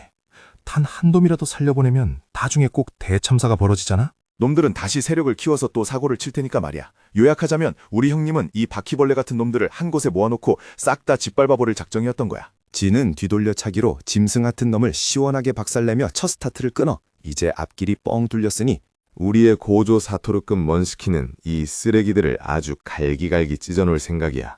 진은 누구보다 악당들의 심리를 꿰뚫고 있거든. 인류 문명이 기술적 전성기를 누리던 1억 년 전 과거로 거슬러 올라가 보면 그 이유를 확실히 알 수 있어. 당시 어린 꼬마였던 진은 매일같이 두들겨 맞으며 가진 것 하나 없는 밑바닥 인생이었어. 처음에는 세상의 정의를 동경하기도 했지만 그 동경은 곧 두 번째의 끔찍한 깨달음으로 이어졌지. 정의가 필요한 세상이라는 건 역설적으로 그만큼 나쁜 놈들이 차고 넘친다는 뜻이었거든. 예를 들면 진을 사냥하려고 혈안이 된 놈들처럼 말이야. 평범하게 사는 것조차 축복받아야 할 일인데 소년이 자라온 환경은 너무 척박해서 그가 그토록 원했던 평화를 단 한 번도 누려보지 못했어. 그래서 자기한테 함부로 덤비는 놈들이 나타나면 진은 말 그대로 압도적인 힘으로 그들을 짓눌러버렸지. 수년에 걸쳐 놈들의 뼈를 부러뜨리고 완전히 박살냈어. 가는 곳마다 나쁜 놈들을 모조리 쓸어버렸고 세상의 평화를 깨뜨리는 자들을 끊임없이 짓밟으며 살아왔지. 그러던 어느 날 한 남자가 찾아와 전혀 다른 의견을 제시하기 전까지는 말이야. 그는 진이 잘못된 세상에 태어난 거라고 생각했어. 자, 다시 현재로 돌아와 볼까? 우리 주인공은 눈앞에 있는 찌질이들을 상대하려고 완전 상남자 폼으로 걸어가고 있어. 이미 시체산을 쌓으며 박살을 내놨는데도 형님은 그저 킬카운트를 더 올리고 싶을 뿐이야. 어떤 질문에도 대답하지 않고 앞에 있는 똘마니를 향해 놈들의 동료 중 하나를 휙 던져버려. 놈들 중 하나가 그 몸뚱이를 받아내는 순간 우리 주인공이 번개 같은 발차기로 날아들어 다른 한 놈을 도살해버리지. 동료가 벽에 처박혀 커다란 크레이터를 만드는 걸 보고 남은 녀석은 공포에 질려버려. 멈출 줄 모르는 미친 괴물이나 다름없어 보였거든. 겁에 질린 놈이 미친 듯이 도망치려 하지만 다 소용없는 짓이었지. 놈의 처절한 비명만이 아래층에 갇힌 포로들에게 울려 퍼질 뿐이야. 포아르는 이 비명 소리가 도적단 놈들에게서 난다는 걸 직감해. 그녀는 도대체 지인이 어떤 사람인지 진심으로 궁금해지기 시작해. 하카마는 이 아저씨가 걸어다니는 신이나 다름없으니 전혀 걱정할 필요 없다고 아주 태평하게 말해주지. 알아서 다 처리해 줄 거라면서 말이야. 지금 그들이 해야 할 일은 그저 진의 지시대로 밖으로 나가는 것뿐인데. 포하루에게는 구출된다는 사실 자체가 오히려 너무 두렵게 느껴져. 도적단 대장이 절대 호락호락한 상대가 아니거든. 강력한 신성 마법의 재능이 있는 데다가 무식한 힘겨루기라면 그 괴물 같은 놈을 쓰러뜨릴 사람이 있다는 건 상상조차 하기 힘들었으니까. 하지만 포아로가 그런 쓸데없는 걱정을 하는 동안 우리 주인공은 이미 그 대장놈을 무릎 꿇리고 벌벌 떨게 만들어놨지. 보스는 진에게 제발 살려달라고 빌며 엄청난 돈 뭉치를 제안하고 심지어 노예들까지 넘겨주겠다고 입을 털어. 아, 참고로 보아리의 동생도 바로 이 방에 갇혀 있었어. 노예를 주겠다는 그 헛소리에 진은 구역질이 날 정도로 혐오감을 느껴 보스 눈앞에서 부하 한 놈을 더 죽여버리자 도적단 대장은 도다채 이 미친 상황이 어떻게 돌아가는 건지 혼란에 빠져. 이 남자의 성스러운 복근 앞에서는 자기 정령술조차 전혀 먹히질 않으니까. 아니, 성스러운 힘 말이야. 하지만 그것보다 더 미스터리한 건 진이 도대체 어떻게 이런 말도 안 되는 힘을 얻었냐는 거지. 진짜 웃기게도 우리 주인공은 이 광대 같은 놈을 어설픈 삼류 악당이라고 조롱해. 진짜 악당들은 상대가 안 된다 싶으면 냅다 도망칠 눈치라도 있거든. 근데 이 도적단 대장이랑 똘마니들은 남을 짓밟고 깔보는 데만 익숙한 오만한 쓰레기들이라 혹시라도 이길 수 있을 거라는 헛된 망상에 빠져 있었던 거야. 그러다 패배의 공포가 눈앞에 닥치는 순간 그제야 살려달라고 싹싹 빌기 시작하지. 솔직히 이 팩트 폭행은 너무 통쾌했어. 우리 주인공의 충고를 듣고 도적단 대장은 발버둥 치면 도망치기 시작해. 놈은 곧장 엘리베이터로 달려가 레버를 당기더니 우리에 가둬둔 괴물 같은 비밀병기를 풀어버려. 지는 놈들이 타락체를 조종하고 있다는 사실에 깜짝 놀라. 어떤 귀족을 위해 구해둔 강력한 마수였지. 근데 내가 진짜 어이가 없는 건 저 보라색 아놀드 슈워제네거 같은 괴물이 왜 진작에 우리를 부수고 나오지 못했냐는 거야? 도적단 대장은 모든 걸 쑥대밭으로 만들겠다며 진에게 아주 신나서 싸움을 걸어와. 괴물이 우렁찬 포효를 내지르며 진을 짓뭉개버리려고 팔을 휘두르며 첫 공격을 날려. 하지만 진은 그 공격을 가볍게 막아내고 우리는 그 엄청난 엉덩이 근육을 보게 돼. 그 과정에서 도적단 대장은 진의 엉덩이 파워에 말문이 턱 막혀버리지. 아, 내 말은 엄청난 근육의 힘 말이야. 한편 진은 자기가 일반인보다 수십 배나 뛰어난 근섬유를 가진 말 그대로 초인적인 육체를 타고났다고 설명해. 자, 이제 진이 반격할 차례야. 이 남자는 괴물을 발로 뻥 차버리더니 진짜 힘을 보여주겠다고 선언해. 그러고는 무슨 손오공이라도 된 것 마냥 에너지파를 쏴서 단 한 방에 그 괴물을 산산조각 내버리지. 그렇게 입을 털어대던 도적단 대장은 결국 다시 원점으로 돌아와. 또다시 무릎을 꿇고 말아. 진은 이 한심한 쓰레기가 다음엔 또 무슨 짓을 할지 흥미롭게 내려다봐. 이제 모든 수단이 바닥나버렸으니까. 오, 이놈은 또 어떻게든 빠져나가려고 제발 목숨만 살려달라며 구차하게 빌기 시작해. 하지만 나의 위대한 백발의 왕은 자비 따위는 개나 주라며 놈의 안면에 묵직한 훅을 꽂아버리지. 상황이 정리되자 진은 아우라 뿜뿜하는 자기 옷을 다시 챙겨 입고 꼬마들에게 기다리게 해서 미안하다고 사과해. 우선 형님은 놈들의 범죄를 증명할 직접적인 증거를 찾기 위해 서류부터 확인하려고 해. 서랍을 열어보니 꽤 흥미로운 문서들이 쏟아져 나오는 거야. 딱 봐도 이 형님이 제대로 잭밭을 터뜨렸구나 싶을 텐데 웬걸? 우리 주인공은 자기가 지금 뭘 읽고 있는지 하나도 모르는 상태야. 이 시대의 언어가 너무 낯설어서 하카마한테 도와달라고 하기엔 분위기가 너무 진지했거든. 게다가 진은 도대체 왜 이 토적단이 타락치를 쓰고 있었는지 도무지 감을 잡을 수가 없었어. 그래서 의심을 확인하려고 자기가 박살낸 괴물의 잔해를 이리저리 살펴봐. 이렇게 하면 방 안에 떠다니는 나노머신의 카메라에 접속할 수 있거든. 진은 적어도 지난주 기록은 확인해 보려다가 아주 딱 마음에 드는 영상을 하나 발견해. 보아하니 어떤 귀족놈이 그 괴물을 끌고 와서는 무슨 꿍꿍이인지 목적은 끝까지 숨기려 하더라고. 대신 아주 중요한 떡밥을 하나 던지고 갔어. 이 교활한 악당놈이 조만간 이 나라가 멸망할 거라고 넌지시 암시한 거야. 진은 나중을 위해 이 디테일을 머릿속에 꾹 저장해둬. 화면이 바뀌고 수용소에서 탈출한 아이들의 모습이 나와 포아르는 마침내 사랑하는 남동생과 다시 만나게 돼. 둘은 서로 크게 다치지 않고 무사하다는 사실에 안도하며 오랫동안 꼭 껴안고 눈물을 흘려. 동생은 지인을 향해 돌아서더니 신이라고 부르며 구해주셔서 감사하다고 인사하지만 우리 형님은 그런 오글거리는 호칭은 극구 사양하지. 그건 그렇고 진은 지금 도적들을 포박하고 있는 빨간 유니폼을 입은 사람들이 누군지 궁금해. 알고 보니 그들은 길드 직원들이었어. 게다가 그들 근처에 서 있는 수염과 머리숱이 아주 풍성하고 위험 넘치는 남자가 바로 이 도시의 길드 마스터였지. 그 남자도 진에게 이끌린 듯 다가와서는 이 사건과 관련이 있는 분이냐고 물어봐. 진이 자기가 한 일이 맞다고 인정하자 패드릭은 정중하게 자신을 길드마스터라고 소개하며 진의 도구에 깊은 감사를 표해. 그는 진을 쓱 훑어보더니 어떻게 한 대도 맞지 않고 이 엄청난 수의 적들을 혼자서 싹 다 쓰러뜨릴 수 있었는지 경악을 금치 못해. 겉보기엔 영락없는 열등종의 모습인데도 말이야. 패드릭은 단번에 이 남자가 절대 만만한 상대가 아니라는 걸 직감하지. 길드마스터는 이번 사건으로 피해가 산더미처럼 쌓였다며 한숨을 쉬어 도적 토벌 의뢰가 역대 최고치를 찍고 있대. 진은 그 말을 듣고 고개를 갸우뚱해. 정상적인 영주라면 도적단 소탕을 최우선으로 삼고 발벗고 나서야 하는 거 아니야? 그러자 길드마스터가 껄껄 웃으며 영주라고 해서 그런 권한을 마음대로 휘두를 수 있는 게 아니라고 설명해줘. 범죄를 처단하는 건 왕에게 충성을 맹세한 길드원들의 고유한 의무로 여겨지거든. 만약 이 땅의 지배자인 샤피안 영주가 직접 범죄를 저지른다고 해도 그들은 그 상황을 왕에게 직보해야만 한대.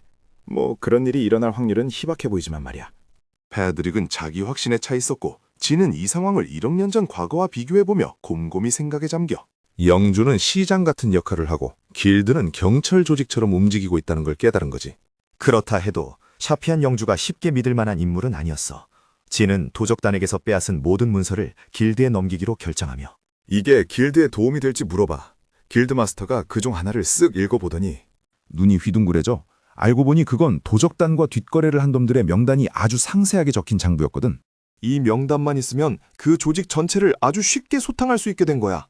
진은 호기심에 영주의 이름도 그 명단에 있는지 슬쩍 물어봐. 하지만 놀랍게도 샤피안 영주의 이름은 그 어디에도 없었어. 자기 흔적을 기가 막히게 숨길 줄 아는 아주 교활한 악당이라는 뜻이지. 당장 진이 할 수 있는 일은 별로 없었어.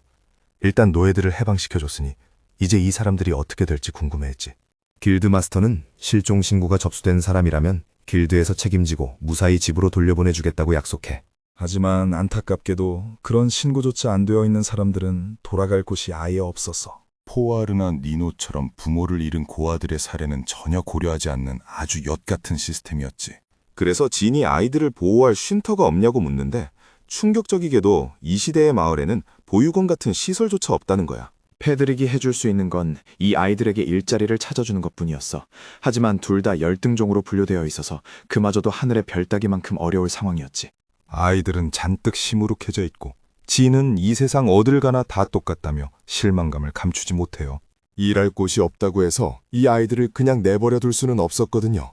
그때 갑자기 진의 머릿속에 기발한 아이디어가 하나 떠오릅니다. 그래서 진은 두 아이에게 만약 기회가 주어진다면 어디 가서 일해볼 생각이 있냐고 물어봐요. 포아로는 당연히 찬성하며 한번 해보고 싶다고 대답하죠.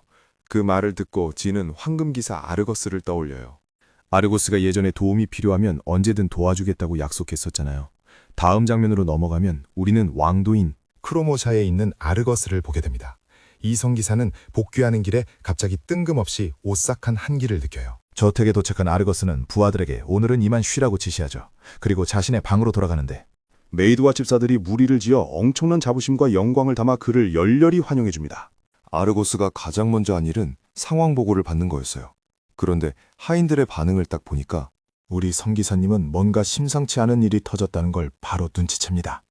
집사는 주인님이 이제 막 돌아오셨는데 심려를 끼쳐드려 죄송하다며 사과부터 하죠. 이 모든 상황이 벌어지는 동안 그의 여동생은 위층에서 매서운 눈초리로 이 광경을 지켜보고 있어요. 보고를 받은 아르거스는 곧바로 골치가 아파집니다. 상황이 생각했던 것보다 훨씬 심각했거든요. 왕도 한복판에 침략자가 튀어나와서 아주 쑥대밭을 만들어 놓은 것 같았어요. 아르거스에게는 그 괴물이 어떻게 들어왔느냐보다 대체 누가 그 짐승을 안으로 끌어들였느냐가 진짜 문제였죠. 그가 가장 유력하게 의심하는 건 바로 하네스 아카데미의 누군가라는 거였어요. 거긴 어차피 그들을 파멸시키려고 음모를 꾸미는 수상한 인간들로 우글거리는 곳이거든요.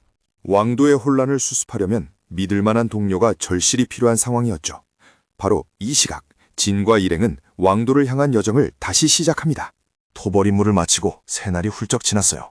포아르는 과연 왕도에 자기들 같은 열등종이 할 수 있는 일이 진짜로 있을지 걱정하기 시작하죠. 다정한 우리 진은 글을 읽고 쓸 줄 아는 것만으로도 이미 엄청난 강점이라며 아이들을 안심시켜줍니다. 그러면서 좀 더 자신감을 가지라고 격려해주죠. 한편 아카메는 저 멀리를 가리키며 왕도가 코앞이라고 알려줍니다. 우리 지는 왕도의 웅장하고 아름다운 자태를 멍하니 바라보며 완전히 입을 다물지 못해요. 저녁 무렵이 되어 왕도 안으로 들어서니 사방의 사람들이 북적거리며 엄청난 활기를 띠고 있었죠. 아카면은 왕도가 수입에 의존하고 있어서 이곳에서는 온갖 물건을 다 구할 수 있다고 설명해줘요. 예전에 말했던 코다마 의류까지도 말이죠. 지는 이 모든 게 정말 흥미롭다고 생각하며 곤충형 돌연변이 무리도 유심히 살펴봅니다. 이곳에는 정말 다양한 종족들이 넘쳐나고 있었고 각자 얼마나 다르게 진화해 왔는지를 잘 보여주고 있었죠. 게다가 거리는 깔끔하고 왕도의 치안도 최고 수준이었어요. 하지만 이런 장점들 속에서도 역겨운 부분들은 분명 존재했죠. 지인은 어느 시대나 그 나름의 골칫거리들을 안고 있다는 걸 다시금 깨닫습니다. 지는 아카메에게 아카데미 입학시험에 대해 물어보고 다음 주에 시험이 열린다는 사실을 알게 돼요.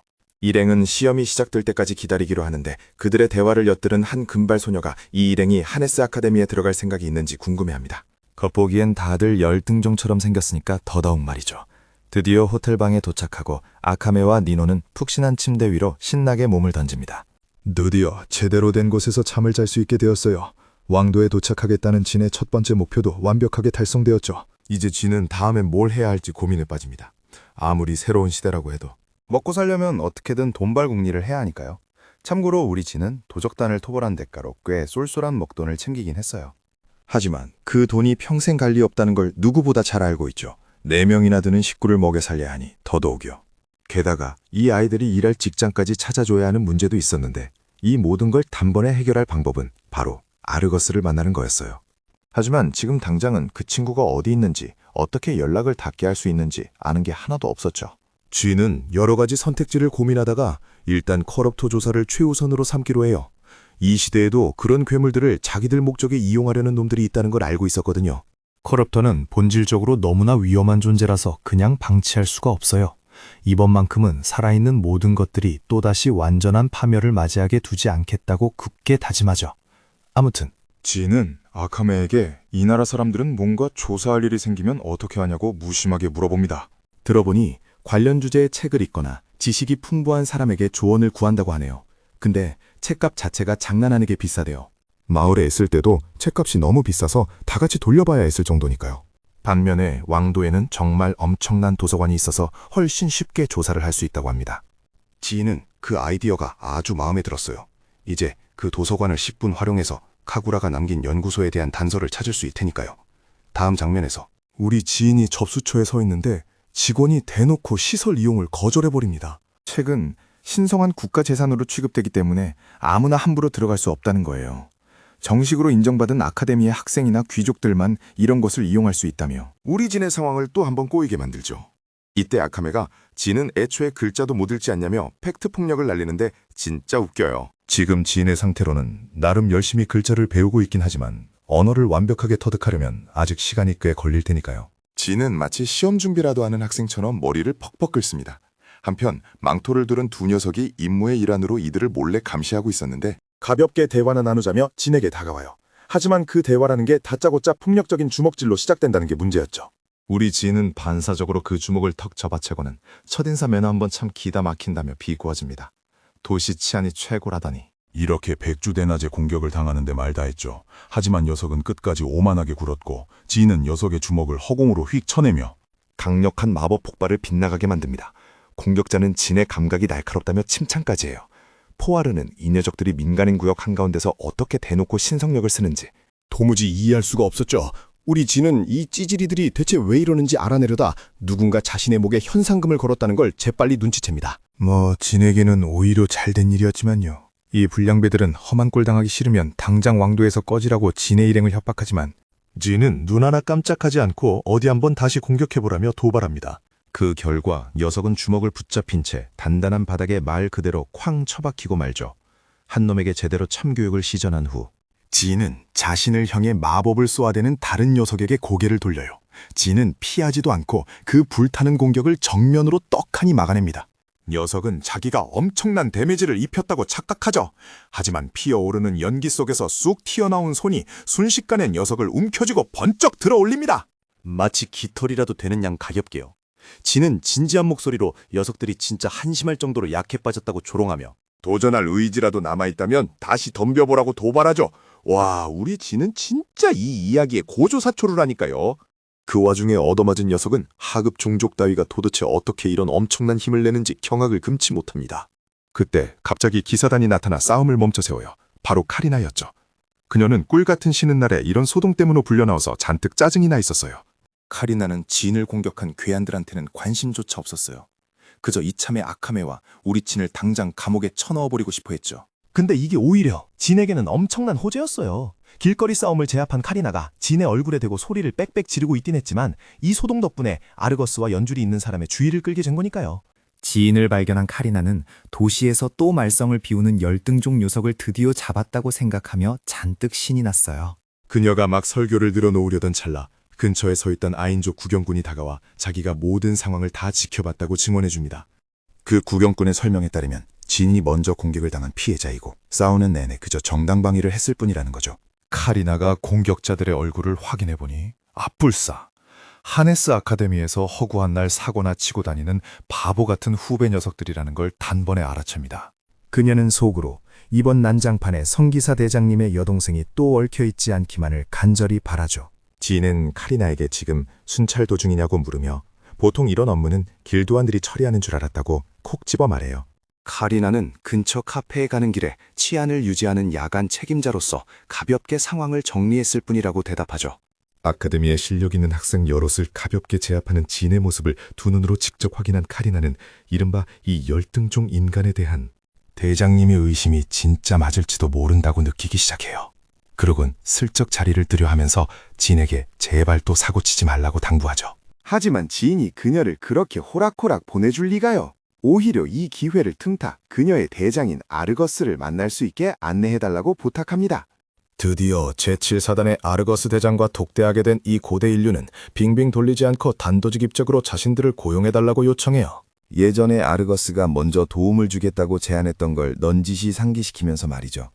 아르거스가 진과 함께 온 아이들에 대해 묻자 진은 아르거스가 쫓고 있던 도적단과 맞붙게 되었고 녀석들을 싹 다 생포해서 길드에 넘겼다고 설명해 줍니다. 아르거스는 속으로 엄청 당황해요. 열등종처럼 보이는 자가 그 엄청난 일을 그렇게 순식간에 해냈다는 게 도무지 믿기지 않았거든요. 이어서 지인은 니노와 그의 누나 포아르를 데려온 이유를 설명합니다. 이 아이들은 의지할 곳도 없고 사람들은 아이들을 열등종이라고 무시하며 험하게 대할 게 뻔했으니까요. 그래서 진은 대장에게 이 아이들이 일할 만한 곳을 마련해 줄 수 있는지 물어본 거였어요. 아르거스 대장은 자신에게 그들을 책임질 의무는 없다고 선을 긋지만 진은 자신이 아이들을 구했으니 어떻게든 책임지겠다며 강하게 밀어붙입니다. 아르거스는 진의 그런 논리가 꽤 흥미롭다고 생각하죠. 그 와중에 아이들은 희망에 가득 찬 눈빛으로 자신들의 구원자를 바라보고 있었고요. 순간 대장의 머릿속에 번뜩이는 아이디어가 스쳐 지나갔고 아이들을 협상 카드로 쓰기로 결심합니다. 그는 아주 차분하게 지인이 아카데미에서 교사로 일하는 조건으로만 아이들이 자신의 저택에 머물며 일할 수 있게 해주겠다고 제안해요.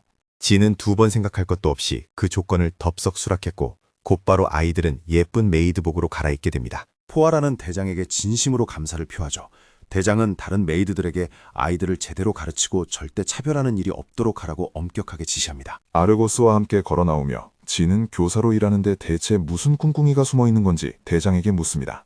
아르거스는 진이 정확히 어디서 굴러온 사람인지는 모르겠지만 자신의 직감상 진이 아주 믿을 만한 사람이라는 걸 안다고 설명하죠. 그러더니 대장은 곧바로 본론으로 들어가 진이 하네스 아카데미에 잠입해줬으면 좋겠다고 털어놓습니다.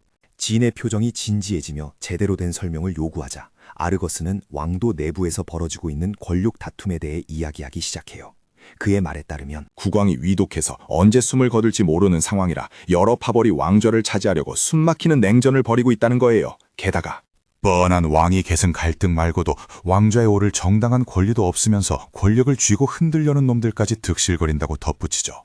듣자 하니 이놈들은 엄청나게 위험해서 자신들의 계획을 밀어붙이려고 커럽터, 이 시대 사람들은 침략자라고 부르죠.를 무기로까지 이용하고 있대요.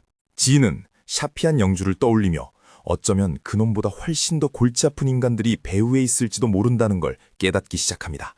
대장은 이 쓰레기들의 정체를 폭로하고 놈들의 숨겨진 본거지를 찾아내고 싶다고 말해요. 그리고 지금 그가 가장 유력하게 의심하는 장소가 바로 하네스 아카데미라는 거죠. 그때 아르거스가 방문을 두드리며 진을 자신의 여동생 미리아 올튼에게 소개합니다. 그녀가 아카데미에 다니고 있으니 진을 안내해 줄 거라고 설명하죠. 미리아는 아까 카리나가 그랬던 것처럼 진을 천박한 열등종이라 부르며 대뜸 독서를 알려요.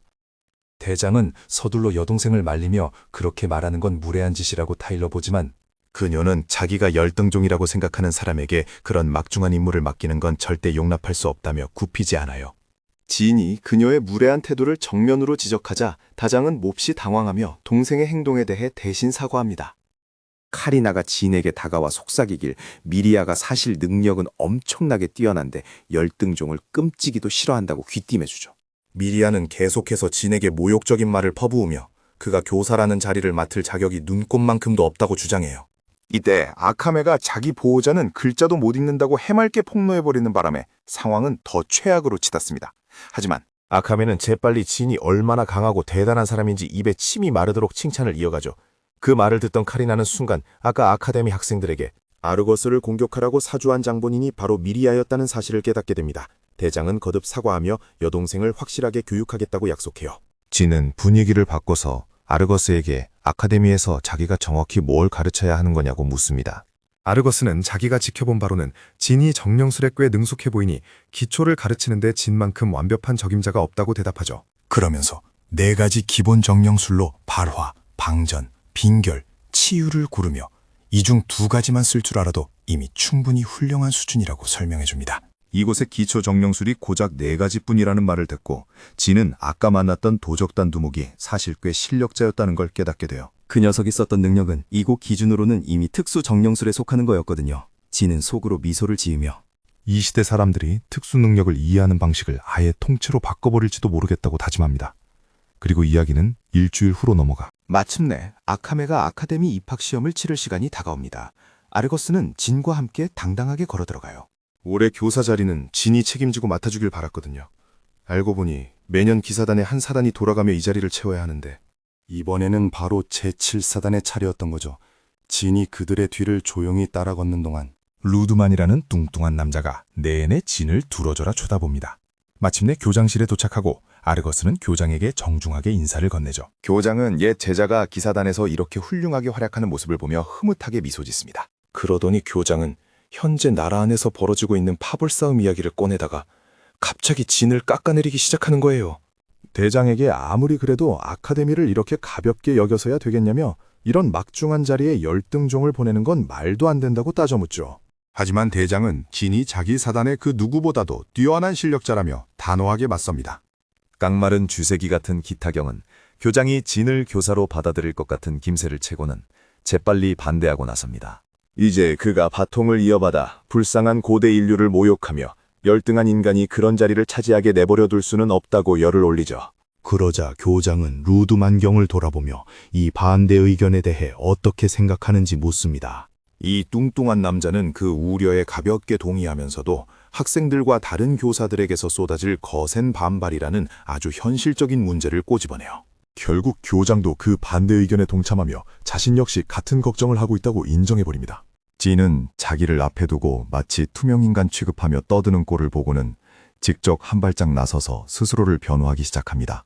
정중하게 인사를 건네기 전 그는 예의를 갖춰 차분하게 자기소개를 하며 대놓고 조롱받는 상황에서도 흔들림 없는 침착함을 보여주죠. 그리고 영주들에게 돌직구를 날립니다.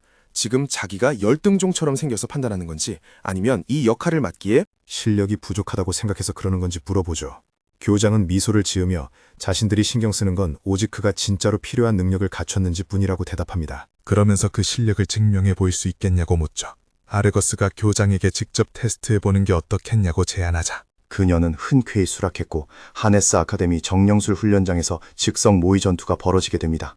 교활하고 깡마른 쥐새끼가 진과 맞서겠다며 앞으로 나서는데 오늘은 주변에 학생이 몇 명 없으니 진이 그렇게 심하게 망신당할 일은 없을 거라며 낄낄거려요. 교장이 규칙을 설명하며 오직 정령술로만 싸워야 한다고 못을 박습니다. 왜냐하면 그게 바로 새로운 교사가 아카데미에서 가르쳐야 할 핵심 과목이니까요. 몇몇 학생들이 경기를 구경하려고 모여들었는데 관중들 틈에는 미리아도 섞여 있었죠. 그녀는 그 깡마른 쥐새끼가 직접 전투에 나서는 걸 처음 보는 거라 잔뜩 기대에 부풀어 있었어요. 진은 이 싸움이 어떻게 끝날지 뻔히 알면서도 조용히 한숨을 내쉬며 아카데미 사람들이 자신의 진짜 힘을 똑똑히 목격하도록 놔둡니다. 하지만 아르고스는 슬슬 불안해지기 시작해요. 자기가 직접 추천한 사람이 남들 앞에서 싸우는 걸 보는 건 처음이었거든요. 혹시라도 진이 사람들 앞에서 자기를 망신시키면 어쩌나 노심초사하죠. 반면 기타경은 엄청나게 신이 나서 당장이라도 경기를 끝내버리고 싶어 안달이 난 표정이었어요. 지인에게 주제 파악을 시켜주겠다며 자기가 먼저 선제 공격을 하겠다고 선언하더니 곧바로 거대한 파이어볼을 날려버립니다. 이 한 방이면 진을 끝장내기에 충분할 거라고 굳게 믿으면서요. 하지만 진은 너무나 평온하게 그 공격을 휙 피해버리죠. 깡마른 쥐새끼는 여전히 자기가 이 시합에서 이겨서 대장의 판단이 틀렸다는 걸 증명할 수 있다고 확신에 차 있었어요. 그래서 자신의 필살기인 번개창을 연달아 날립니다.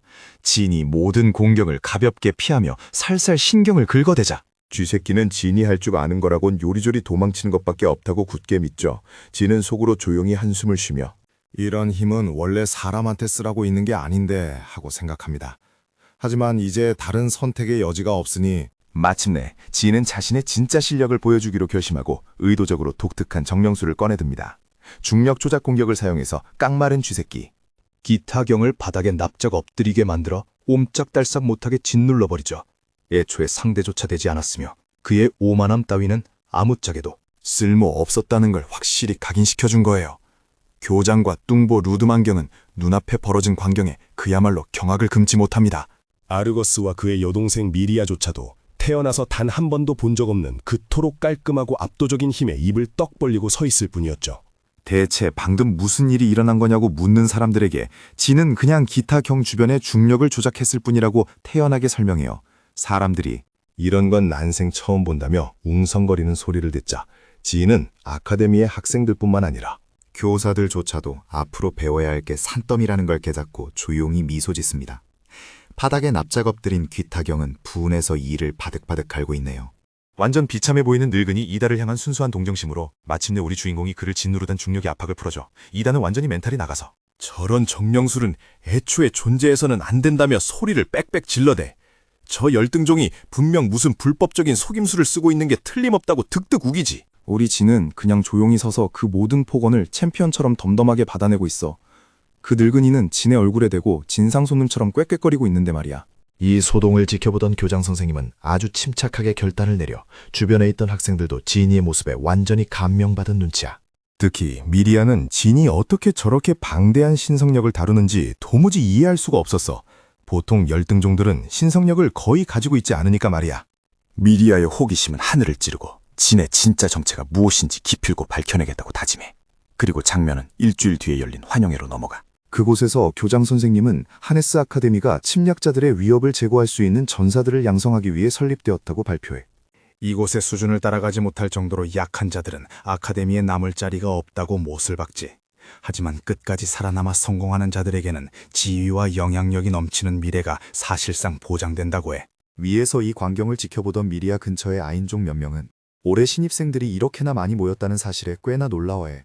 게다가 그중 꽤 많은 수가 귀족 가문 출신조차 아니었거든. 그땐 리아스라는 이름의 사자 아인종이 미리아에게 가볍게 인사를 건네.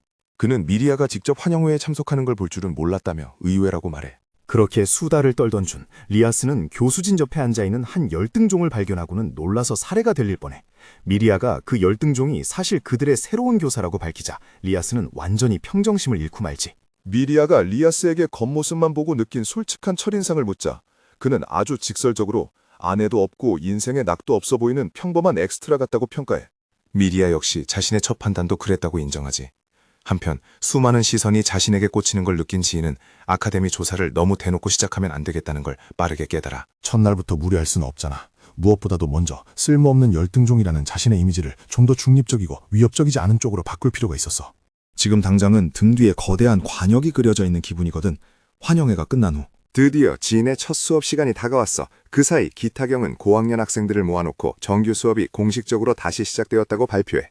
그는 올해 들어온 유망한 신입생들에게 뒤처지지 말라고 학생들에게 꽤나 직설적인 경고를 날려. 그러면서도 기타경은 왜 반학생들 대부분이 결석했냐며 화를 내고 따져 물어. 사실 이 교활한 늙은이는 속으로 음흉하게 웃고 있었어. 학생들 대부분이 열등종에게 수업을 듣느니 차라리 죽는 게 낫다고 생각한다는 걸 아주 잘 알고 있었거든. 이 징그러운 쥐새끼 같은 영감탱이는 오늘 강의를 진이 맡게 되었다는 소문을 퍼뜨리려고 일부러 수고까지 했단 말이야. 놀랍게도 우리 진 교수님은 그런 상황에 눈꼽만치도 신경 쓰지 않는 눈치야. 그는 당당하게 교단에 서서 단 한치의 망설임도 없이 자신을 새로운 정령술 강사라고 소개해. 리아스는 아카데미 최고의 엘리트반을 가르칠 자격이 진짜로 있는지 뻔뻔하게 물어봐. 우리 주인공은 아주 여유로운 미소로 답하지. 곧 알게 될 거라고 말이야. 심지어 그 사자 아인종에게 이 수업이 본인 수준에 못 미친다고 생각하면 언제든 나가도 좋다고 쿨하게 말해. 귀선제압을 확실히 한 치는 곧바로 한 가지 규칙을 정해 어떤 상황에서도 인간을 상대로 신성력을 사용해서는 안 된다는 거야. 그 이유를 명확히 하기 위해. 진, 신성력이 원래 억제자들의 재생 능력을 억누르기 위해 고안된 것이라고 설명해. 하지만 인간은 다쳐도 정상적으로 회복하기 때문에 신성력의 진짜 목적은 언제나 침략자들을 제거하는 데 있었다는 사실을 밝혀내지. 그 말을 듣고 뒷자리에 앉아있던 임만산 녀석이 지인이 신성력이 없어서 약해 빠진 소리를 한다며 쓰레기 같은 말을 내뱉기 시작해. 그 건방진 꼬맹이는 자기 힘을 자기가 원하는 대로 쓸 권리가 있다고 박박 우겨대. 살짝 짜증이 난 진 교수님은 그 학생에게 자신이 진짜로 그렇게 약한지 직접 시험해보라고 제안해. 수업 한가운데서 진은 그 학생에게 가장 강력한 기술로 자신을 처벌하고 도발하지. 그 꾸맹이는 오만하게 씩 웃으면서 만약 교수님 몸에 흠집이라도 하나 내면 다신 수업에 나오지 않겠다고 선언해. 기회를 잡은 그 녀석은 에너지가 찌릿찌릿 튀는 번개창을 만들어내. 심지어 기타 경주조차 긴장해서. 저런 무모한 공격을 교실이 버텨낼 수 있을지 걱정할 정도였어. 학생은 망설임 없이 진을 향해 번개창을 날려버리고 교실 전체에 엄청난 먼지 구름이 일어났어. 다들 그 열등종 교수가 박살났을 거라고 생각했지. 하지만 그때 희뿌연 먼지 속에서 칼날 하나가 튀어나오더니 학생 등 뒤의 벽에 콱 박히는 거야. 그 녀석의 못생긴 얼굴을 아슬아슬하게 비껴나간 거지. 지인은 만약 자신이 정말로 끝장낼 생각이었다면 그 검이 학생을 완전히 꿰뚫었을 거라고 아주 차분하게 말해. 그렇게 지인은 이번 학기의 첫 번째 가르침을 선사해. 절대 겉모습만 보고 사람을 판단하지 말라는 거지. 리아스는 방금 그 기술이 정령술의 범주에 들어가긴 하는 건지 의아해하며 조용히 지켜봐. 진 교수님은 열등종이라는 꼬리표가 약하다는 이유로 붙여진 거라며 자연스럽게 설명을 이어가. 그러고는 자신이 그들보다 아득히 높은 수준에 있는 존재로서 그렇다면 자신을 뭐라고 불러야 하냐고 질문을 던져. 스스로 답을 내리면서 진이 오라가 최고조로 뿜어도 나오지. 이런 게 바로 진정한 교사라고 그는 당당하게 선언해. 이어서 두 번째 가르침이 시작돼. 진은 방금 그 꼬맹이에게 정령술을 발동시키는 데 필요한 조건이 뭔지 아냐고 물어봐. 마치 그게 기본 상식이라는 듯이 말이야. 학생은 결국 생생한 상상력이 전부라고 대답해. 무언가를 충분히 선명하게 머릿속에 그리면 정령들이 그걸 실행에 옮긴다는 거지. 진 교수님도 상상력이 중요하다는 데는 동의하지만 그들 모두가 놓치고 있는 결정적인 요소가 하나 있다고 덧붙여. 정령들은 각기 다른 파장에 반응하며 바로 그 파장이 정령의 행동을 이끌어내는 진짜 방아쇠라고 설명해. 파장에는 총 8개의 주요 종류가 있어. 그중 발화, 방전, 치유, 빈결이 대부분의 사람들이 알고 있는 4가지 파장이지. 하지만 중력제어, 빛제어, 그의 대우여, 그리고 공간 조작 같은 파장도 존재해. 기타경은 진이 그 8가지 파장을 너무나도 가볍게 다루는 걸 보고 하마터면 숨이 넘어갈 뻔했어. 이 엄청난 사실을 밝히며 우리 주인공은 마침내 첫 진짜 강의를 공식적으로 시작해. 그날 저녁 늦게 진은 아카데미의 비밀을 캐기 위해 어디서부터 조사를 시작할지 고민에 빠져. 캠퍼스 구석구석마다 학생들로 바글바글했어. 교실에서 보여준 그 엄청난 퍼포먼스 덕분에 진은 완전히 최고의 화제거리가 되었거든. 해답을 찾으려면 학생들의 출입이 금지된 곳에 들어가야만 했어. 길을 가던 중 진은 망설임 없이 미리아와 마주치게 돼. 미리아는 진에게 진짜 정체가 뭐냐고 아주 단도직입적으로 물어봐. 진은 모두가 자신에게 붙인 그 빌어먹을 열등종이라는 타이틀 말고 다른 무엇이 될 수 있겠냐며 반문하지. 미리아도 그가 8가지 정령술을 그토록 쉽게 다루는 모습만 아니었다면 그 말이 맞았을 거라고 인정해. 대부분의 아인종들조차 그런 건 불가능하니까. 우리 진은 어깨를 으쓱하며 그게 그렇게 복잡한 건 아니라고 말해. 마치 서로 다른 파장들 사이에서 브라우저 탭을 전환하는 것과 같다고 비유하면서 말이야. 물론 진 본인도 그게 말처럼 쉽지 않고 실제로는 훨씬 복잡하다는 걸 잘 알고 있지. 미리아는 아무도 없는 사적인 공간에서 대화를 이어가자고 요청해. 단둘이 남게 되자 그녀는 진의 정체가 무엇인지 다시 한번 캐물어. 이번엔 진은 자신이 그저 수백만 년 동안 코다마 마을 지하에서 콜드슬립 상태에 있었던 평범한 인간일 뿐이라고 주장해. 미리아는 그의 장단에 맞춰주며 그럼 동면에 들어가기 전에는 대체 무슨 일을 했었냐고 물어봐. 진은 자신의 조국을 위해 특수부대 요원으로 복무했다고 솔직하게 대답하지. 수천 년의 세월이 흘렀음에도 불구하고 그는 그 시절을 마치 불과 몇 년 전에 일어난 일처럼 아저 생생하게 기억하고 있었어. 호기심이 발동한 미리아는 더 깊이 파고들어. 조국을 위해 싸웠던 영웅이 대체 왜 콜드슬립에 봉인되어야 했는지 물어보지. 지인은 씁쓸한 기분을 느끼며 자신의 임무가 실패로 끝났다고 고백해. 그는 스스로 한계까지 밀어붙이면 모두를 구할 수 있을 거라고 진심으로 믿었어. 하지만 결국 실패했고 모든 것을 잃어버리고 말았지. 지는 자신이 교수가 된 것도 우연이 아니라고 털어놔. 그에게는 울튼 가문의 영향력이 필요했거든. 화제를 돌려 지는 미리아에게 지금 그들이 어디로 가고 있는지 물어봐. 얼마 지나지 않아 그녀는 진을 먼지가 뽀얗게 쌓인 허름한 방으로 안내해. 예전에는 강사들이 수업 도구를 보관하던 창고로 쓰이던 곳이라고 설명하면서 말이야. 선반 중 한 곳에 놓인 부엉이 조각상이 즉시 지인의 시선을 사로잡아. 지인은 그녀에게 자신을 이곳으로 데려온 진짜 이유가 뭐냐고 물어. 그러자 미리아는 이 창고 바로 옆에 있는 수상한 빈 공간을 계속 조사해왔다고 털어놔. 그냥 안 쓰는 공간으로 두기에는 너무나도 넓어서 그녀는 그곳에 분명 뭔가 중요한 게 숨겨져 있을 거라고 확신하고 있었어. 1초의 망설임도 없이 진 교수님은 무심하게 손을 뻗어 그 부엉이 조각상을 덥석 잡아. 미리아는 혼란스러운 표정으로 그를 흘겨봐. 대체 왜 저렇게 먼지 쌓인 낡은 장식품을 쓰다듬고 있는지 이해할 수 없었거든. 진이 조각상을 살짝 비트는 그 순간 책장들이 스르르 양옆으로 밀려나면서 안쪽 깊은 곳으로 이어지는 비밀 통로가 모습을 드러내. 진은 비밀의 방이 존재한다는 그녀의 예상이 맞았다며 아주 쿨하게 축하죠. 미리아는 어떻게 그 장치를 그렇게 순식간에 풀었는지 이해하지 못한 채 말문이 막혀버려. 우리 교수님은 부엉이가 유일하게 깨끗한 물건이라는 걸 눈치챘다고 태연하게 설명해. 두꺼운 먼지가 겹겹이 쌓인 이 방에서 말이야. 그러고 나서 지는 자신이 혼자 들어가 그 수상한 공간을 조사할 테니 그녀에게는 뒤에 남아있으라고 말해. 깜짝 놀란 미리아는 자신도 꼭 같이 가겠다고 단호하게 선언해. 지는 안에 위험한 침략자가 있을지도 모르고 자신이 그녀를 지켜주지 못할 수도 있다고 경고하지. 하지만 이 금발머리 아가씨는 자신의 실력을 절대 얕보지 말라며 딱 잘라 말해. 그녀는 자신이 반에서 다른 누구보다도 월등히 뛰어난 실력을 가지고 있다고 자신만만하게 주장해. 오직 자신의 오빠만이 그녀의 실력을 뛰어넘을 수 있을지도 모른다면서 말이야. 그 말을 들은 지는 그녀의 말을 믿어보기로 결정해.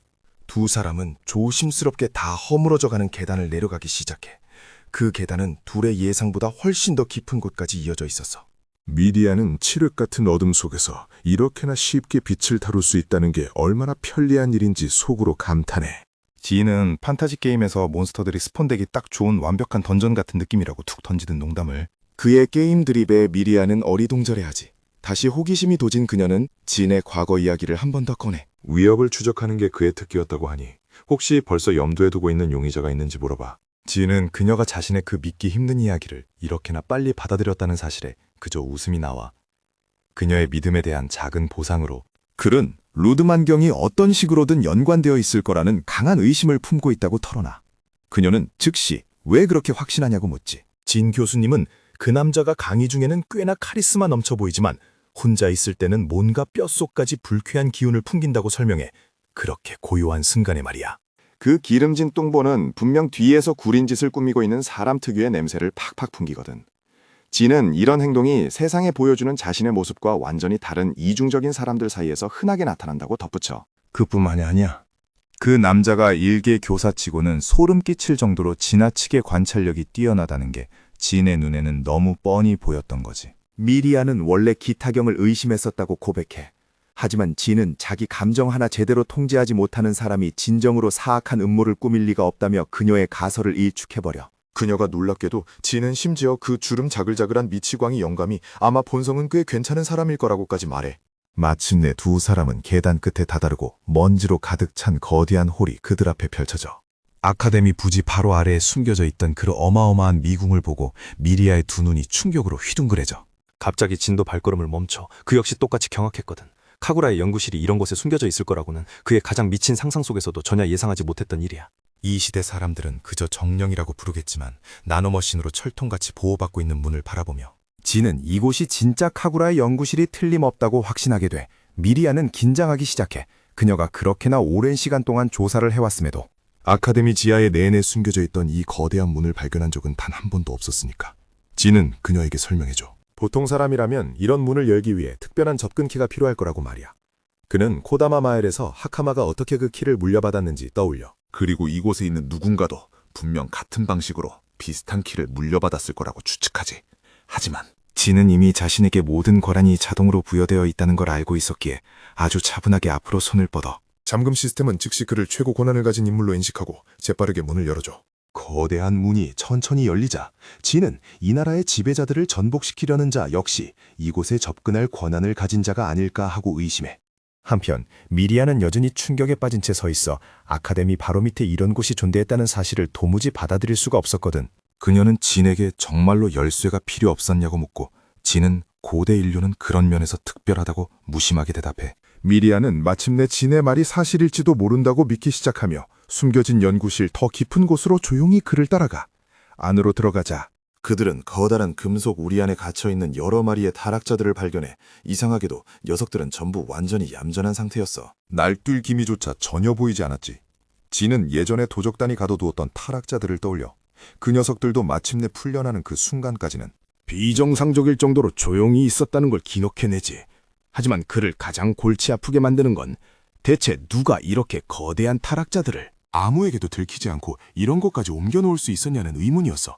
미리아는 아카데미에 대한 오빠의 의심이 결국 맞았을지도 모른다고 인정해. 그녀는 이곳에 조용히 숨어서 기다리자고 제안해 이 짓을 꾸민 자가 누구든 기습할 수 있도록 말이야. 범인들은 조만간 반드시 이곳으로 돌아올 테니까. 하지만 진은 가만히 서서 기다리는 대신 빨리 아카데미를 봉쇄하고 이 타락자들부터 처리해야 한다고 말해. 미리아는 이 계획의 배후에 있는 흑막이 도망치게 내버려둘 수는 없다고 반박하지만 진은 학생들을 보호하는 게 무조건 최우선이라고 설명해. 만약 이 타락자들이 날뛰기 시작하면 아카데미에 있는 모든 생명이 위험에 처할 테니까 진이 그녀의 오빠라도 아마 같은 결정을 내렸을 거라고 말하자. 소녀는 마침내 그의 방식에 동의해. 이어서 진은 이 모든 상황에 대해 아주 불길한 예감이 든다고 덧붙여. 그리고 그가 그런 느낌을 받을 때면 그의 직감은 대개 적중하곤 했지. 그는 자신이 연구실을 조금 더 조사해 볼 테니 그녀에게는 위로 올라가 오빠를 데려오라고 부탁해. 그래야 아카데미에 통행금지령을 내리고 학생들을 안전하게 지킬 수 있을 테니까. 그녀를 다시 지상으로 올려보낸 후 진은 쓸만한 단서를 찾길 바라며 지하시설 더 깊숙한 곳으로 발걸음을 옮겨. 그 시각 지상에서는 그 삐쩍 마른 쥐새끼가 새로운 강사에게 졌다고 온갖 조롱을 당하고 있었어. 그런데도 그는 여전히 진을 열등종이라고 부르며 자신의 명성을 망친 탓을 진에게 돌려대고 있지. 그때 교장 선생님이 기타경에게 다가와 학생들이 불편해하기 시작했으니 그 이상한 움직임 좀 멈추라고 그 쥐새끼에게 일침을 가해. 그녀는 아침부터 행방이 묘연한 루드만경의 행방을 묻기 전에 교장 선생님에게 공개적으로 망신을 당해. 교장 선생님은 상황이 벅차다고 느끼지만 그 뚱보의 부재는 그녀를 더욱 불안하게 만들 뿐이야. 바로 그때 그녀는 아카데미 위로 검은 구름이 몰려드는 걸 발견하고 대체 방금 무슨 일이 일어난 건지 의아해. 한편 미리아는 서둘러 지상을 향해 달려가지만 문을 나서는 순간 루드만경과 정면으로 마주치게 돼. 아침부터 보이지 않던 그 뚱보는 이제 누가 봐도 구린 짓을 꾸미고 있다는 걸 대놓고 보여주는 순도 100%의 사악한 표정을 짓고 있었어. 다시 연구실로 돌아와서 진은 마치 살아 숨쉬는 것처럼 맥박이 뛰는 듯한 기묘한 붉은색 포탈들을 유심히 살펴봐. 그는 이 물건이 진짜 살아있는 건지 그리고 카구라가 이걸 만든 장본인인지 궁금해해. 그러다 진은 나노머신 주입기와 함께 카구라가 남겨둔 메시지 큐브를 발견해. 이 고대 인류는 그 큐브 안에 현재 상황을 이해하고 해결하는 데 도움이 될 만한 단서가 들어있기를 간절히 바라지. 그가 재빨리 큐브를 작동시키자 아주 여유롭게 커피를 들고 있는 카구라의 홀로그램이 나타나. 카구라는 이 연구실이 진이 깨어날 곳에서 가장 가깝기 때문에 다른 누구보다도 진이 먼저 이 시설에 도달할 거라는 걸 이미 예상하고 있었어. 이 천재 박사는 자신이 이 연구실에서 인류가 단 한 번도 이룩하지 못한 장치를 개발 중이었다고 설명해. 수억 년 전의 과거에서조차 말이야. 그리고 그 장치의 힘 중 아주 작은 일부분을 진이 사용할 수 있도록 주입기 안에 봉인해 두었다고 해. 그는 자신의 이 엄청난 업적을 스스로 칭찬하더니 마침내 그가 말하는 그 기가 막힌 장치가 사실 텔레포트 장치라는 걸 털어놔. 진은 자신의 가장 미친 상상 속에서도 카구라가 이런 엄청난 규모의 물건을 만들어낼 수 있을 거라고는 단 한 번도 생각해보지 못했어. 하지만 이제 모든 퍼즐 조각이 딱딱 맞아떨어지기 시작해. 아르거스가 도시 곳곳에서 침략자들이 허공에서 답적이 나타났다고 말했잖아. 진의 머릿속에서 경고음이 미친 듯이 울리기 시작해. 이 장치를 가진 놈이 모든 일의 배우일 게 뻔하니까. 특히 이 지하에 동물원 하나를 꽉 채울 만큼의 몬스터들이 갇혀있는 걸 보면 더더욱 그렇지. 그때 진은 매드 사이언티스트의 녹음된 메시지에서 뭔가 이상한 점을 눈치채. 오리지널 텔레포트 장치는 순수한 푸른색이었어. 만약 그게 사실이라면 지금 자기 눈앞에 있는 이 붉은색 장치는 대체 뭐냔 말이야. 근처의 시계가 12시를 치는 순간 장치가 요란한 웅웅거림과 함께 작동을 시작해. 진은 저 안에서 어떤 악몽 같은 것이 기어나오든 맞서 싸우기 위해 마음을 다잡지. 하지만 놀랍게도 우리 안에 있던 모든 침략자들이 순식간에 허공으로 증발해버려 지상에서는 아르거스와 성기사단이 자신들의 최악의 악몽이 실시간으로 펼쳐지는 걸 목격하고 있었어. 수백 명의 침략자들이 하늘에서 왕도로 비오듯 쏟아져 내렸거든. 마치 배틀로얄 게임에 낙하하는 것처럼 말이야. 다시 지하에서는 기름진 뚱보가 상상할 수 있는 가장 소름 끼치는 미소를 지으며 미리아를 향해 몸을 돌려 그는 왜 그렇게 긴장하고 조급해 보이냐며 그녀를 조롱해. 미리아는 이 모든 사태를 일으킨 돼지 같은 놈에게 한판 붙고 싶은 게 아니라면 당장 비키라고 아주 차갑게 쏘아붙여. 진심으로 놀란 듯한 루드만 경은 그녀가 꽤 오랫동안 자신을 조사하고 있었다는 걸 눈치채고 있었다고 인정해. 하지만 불행하게도 그녀는 너무 늦게 알아차린 거지. 미리아가 그게 대체 무슨 뜻이냐고 따져 묻자 그는 아주 평온하게 심판의 날이 도래했다고 선언해. 이 머리 벗겨진 감자 같은 놈은 한숨을 쉬며 털어나. 원래는 이 거사를 좀 더 미룰 계획이었지만 자신의 연구실 주변을 얼쩡거리는 두 마리의 쥐새끼들 때문에 어쩔 수 없이 계획을 앞당겼다고 말이야. 더 정확히 말하자면 자신의 원대한 계획에 진짜 위협이 되는 건 바로 진이라는 걸 깨달았거든. 그의 뼛속 깊은 본능이 새로운 그 강사가 상상할 수 있는 가장 큰 골칫거리가 될 거라고 경고하고 있었어. 마치 미리아의 오빠처럼 말이야. 굳이 확인할 필요도 없이 그는 비밀 통로를 알아낸 사람이 지인이라는 걸 이미 눈치채고 있었어. 입을 터느라 시간을 너무 낭비했다고 판단한 그는 바로 여기서 모든 목격자를 제거하는 게 최선이라는 결론을 내려. 미리아는 그가 자신을 이길 수 있다고 믿는다는 사실에 기가 차서 거의 웃음이 나올 지경이야. 루드만의 얼굴에 소름 끼치는 악마 같은 미소가 번지며 그는 자신이 모아들인 상상조차 할 수 없는 힘에 대해 허세를 부리기 시작해. 하지만 그 멍청이가 눈치채지 못한 게 하나 있었어. 한 소녀가 자기 머리통만한 솥단지를 들고 그의 뒤로 조용히 다가가고 있었거든. 미리아는 식은땀을 뻘뻘 흘리며 저 소녀가 다칠까봐 걱정되는 마음과 이 말도 안 되는 계획이 진짜로 성공할까 하는 의심 사이에서 갈등해. 하지만 1초의 망설임도 없이 하카마는 자신의 그 조그마한 팔에서 낼 수 있는 모든 힘을 쥐어짜내서 솥단지를 휘둘러 그 퉁땡이 자식의 기름진 머리통을 박살내버려. 미리아는 충격에 빠진 채 그녀를 쳐다보며 대체 어떻게 이곳을 찾아낸 건지 묻고 싶어해. 하카마는 진을 찾으러 왔다고 서둘러 설명해. 지금 밖은 완전 아수라장이고 그들의 수호자 없이는 모두를 구하는 게 불가능할 테니까 오는 길에. 그녀는 또 다른 신입생인 쿠도와 마주쳤는데 그 여학생이 교수님이 얼마 전에 창고로 들어갔다고 말해줬다는 거야. 새로운 여학생은 선생님을 기절시킨 것에 대해 살짝 죄책감을 느끼지만 하카마는 그 변태 자식은 당연히 맞을 짓을 한 거라고 딱 잘라 말해요. 게다가 뒤에서 공격했으니 얼굴도 못 봤을 거라면서 말이죠.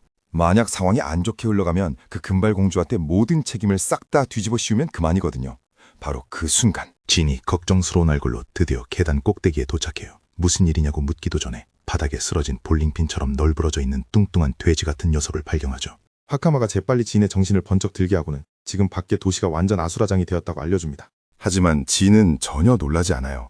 연구소 진입자들이 보내졌을 만한 목적지가 딱 한 곳뿐이라는 걸 이미 알고 있었으니까요. 그 사실을 깨달은 미리아는 얼굴이 새하얗게 질리고 세 사람은 단 1초의 지체도 없이 서둘러 밖으로 뛰쳐나갑니다. 도시는 온통 불길에 휩싸였고 거의 절반이 폐허로 변해버렸어요. 생지옥이 펼쳐진 가운데 겁에 질린 시민들은 사방으로 뿔뿔이 흩어지며 도망치기 바꾸죠.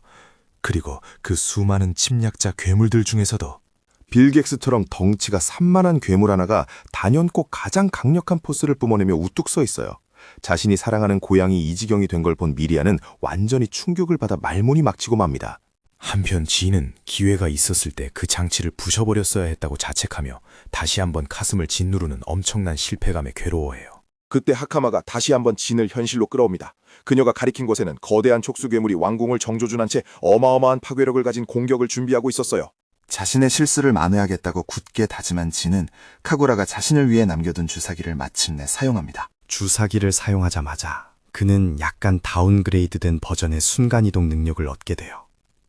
그 매드 사이언티스트가 설명하길 나노머신에 저장된 에너지는 딱 한 번만 발동시킬 수 있을 정도의 양이라고 했거든요. 그것도 24시간에 딱 한 번이요. 게다가 이동거리도 사용자의 시야에 들어오는 짧은 거리로 제한된다고 했었죠. 하지만 그건 어디까지나 평범한 사용자들에게나 해당되는 제약일 뿐이에요. 우리의 진은 절대 평범하지 않잖아요. 진 정도의 수준이라면 사실상 눈에 보이는 곳 어디든 한계 없이 순간이동할 수 있다고요. 단 1초의 망설임도 없이 진은 그 자리에서 휙 사라지더니 거대한 레이저빔이 왕궁을 강타하기 직전 그 공격 경로 한가운데 곧바로 짠 하고 나타납니다. 진짜 소름 돋는 명장면이에요.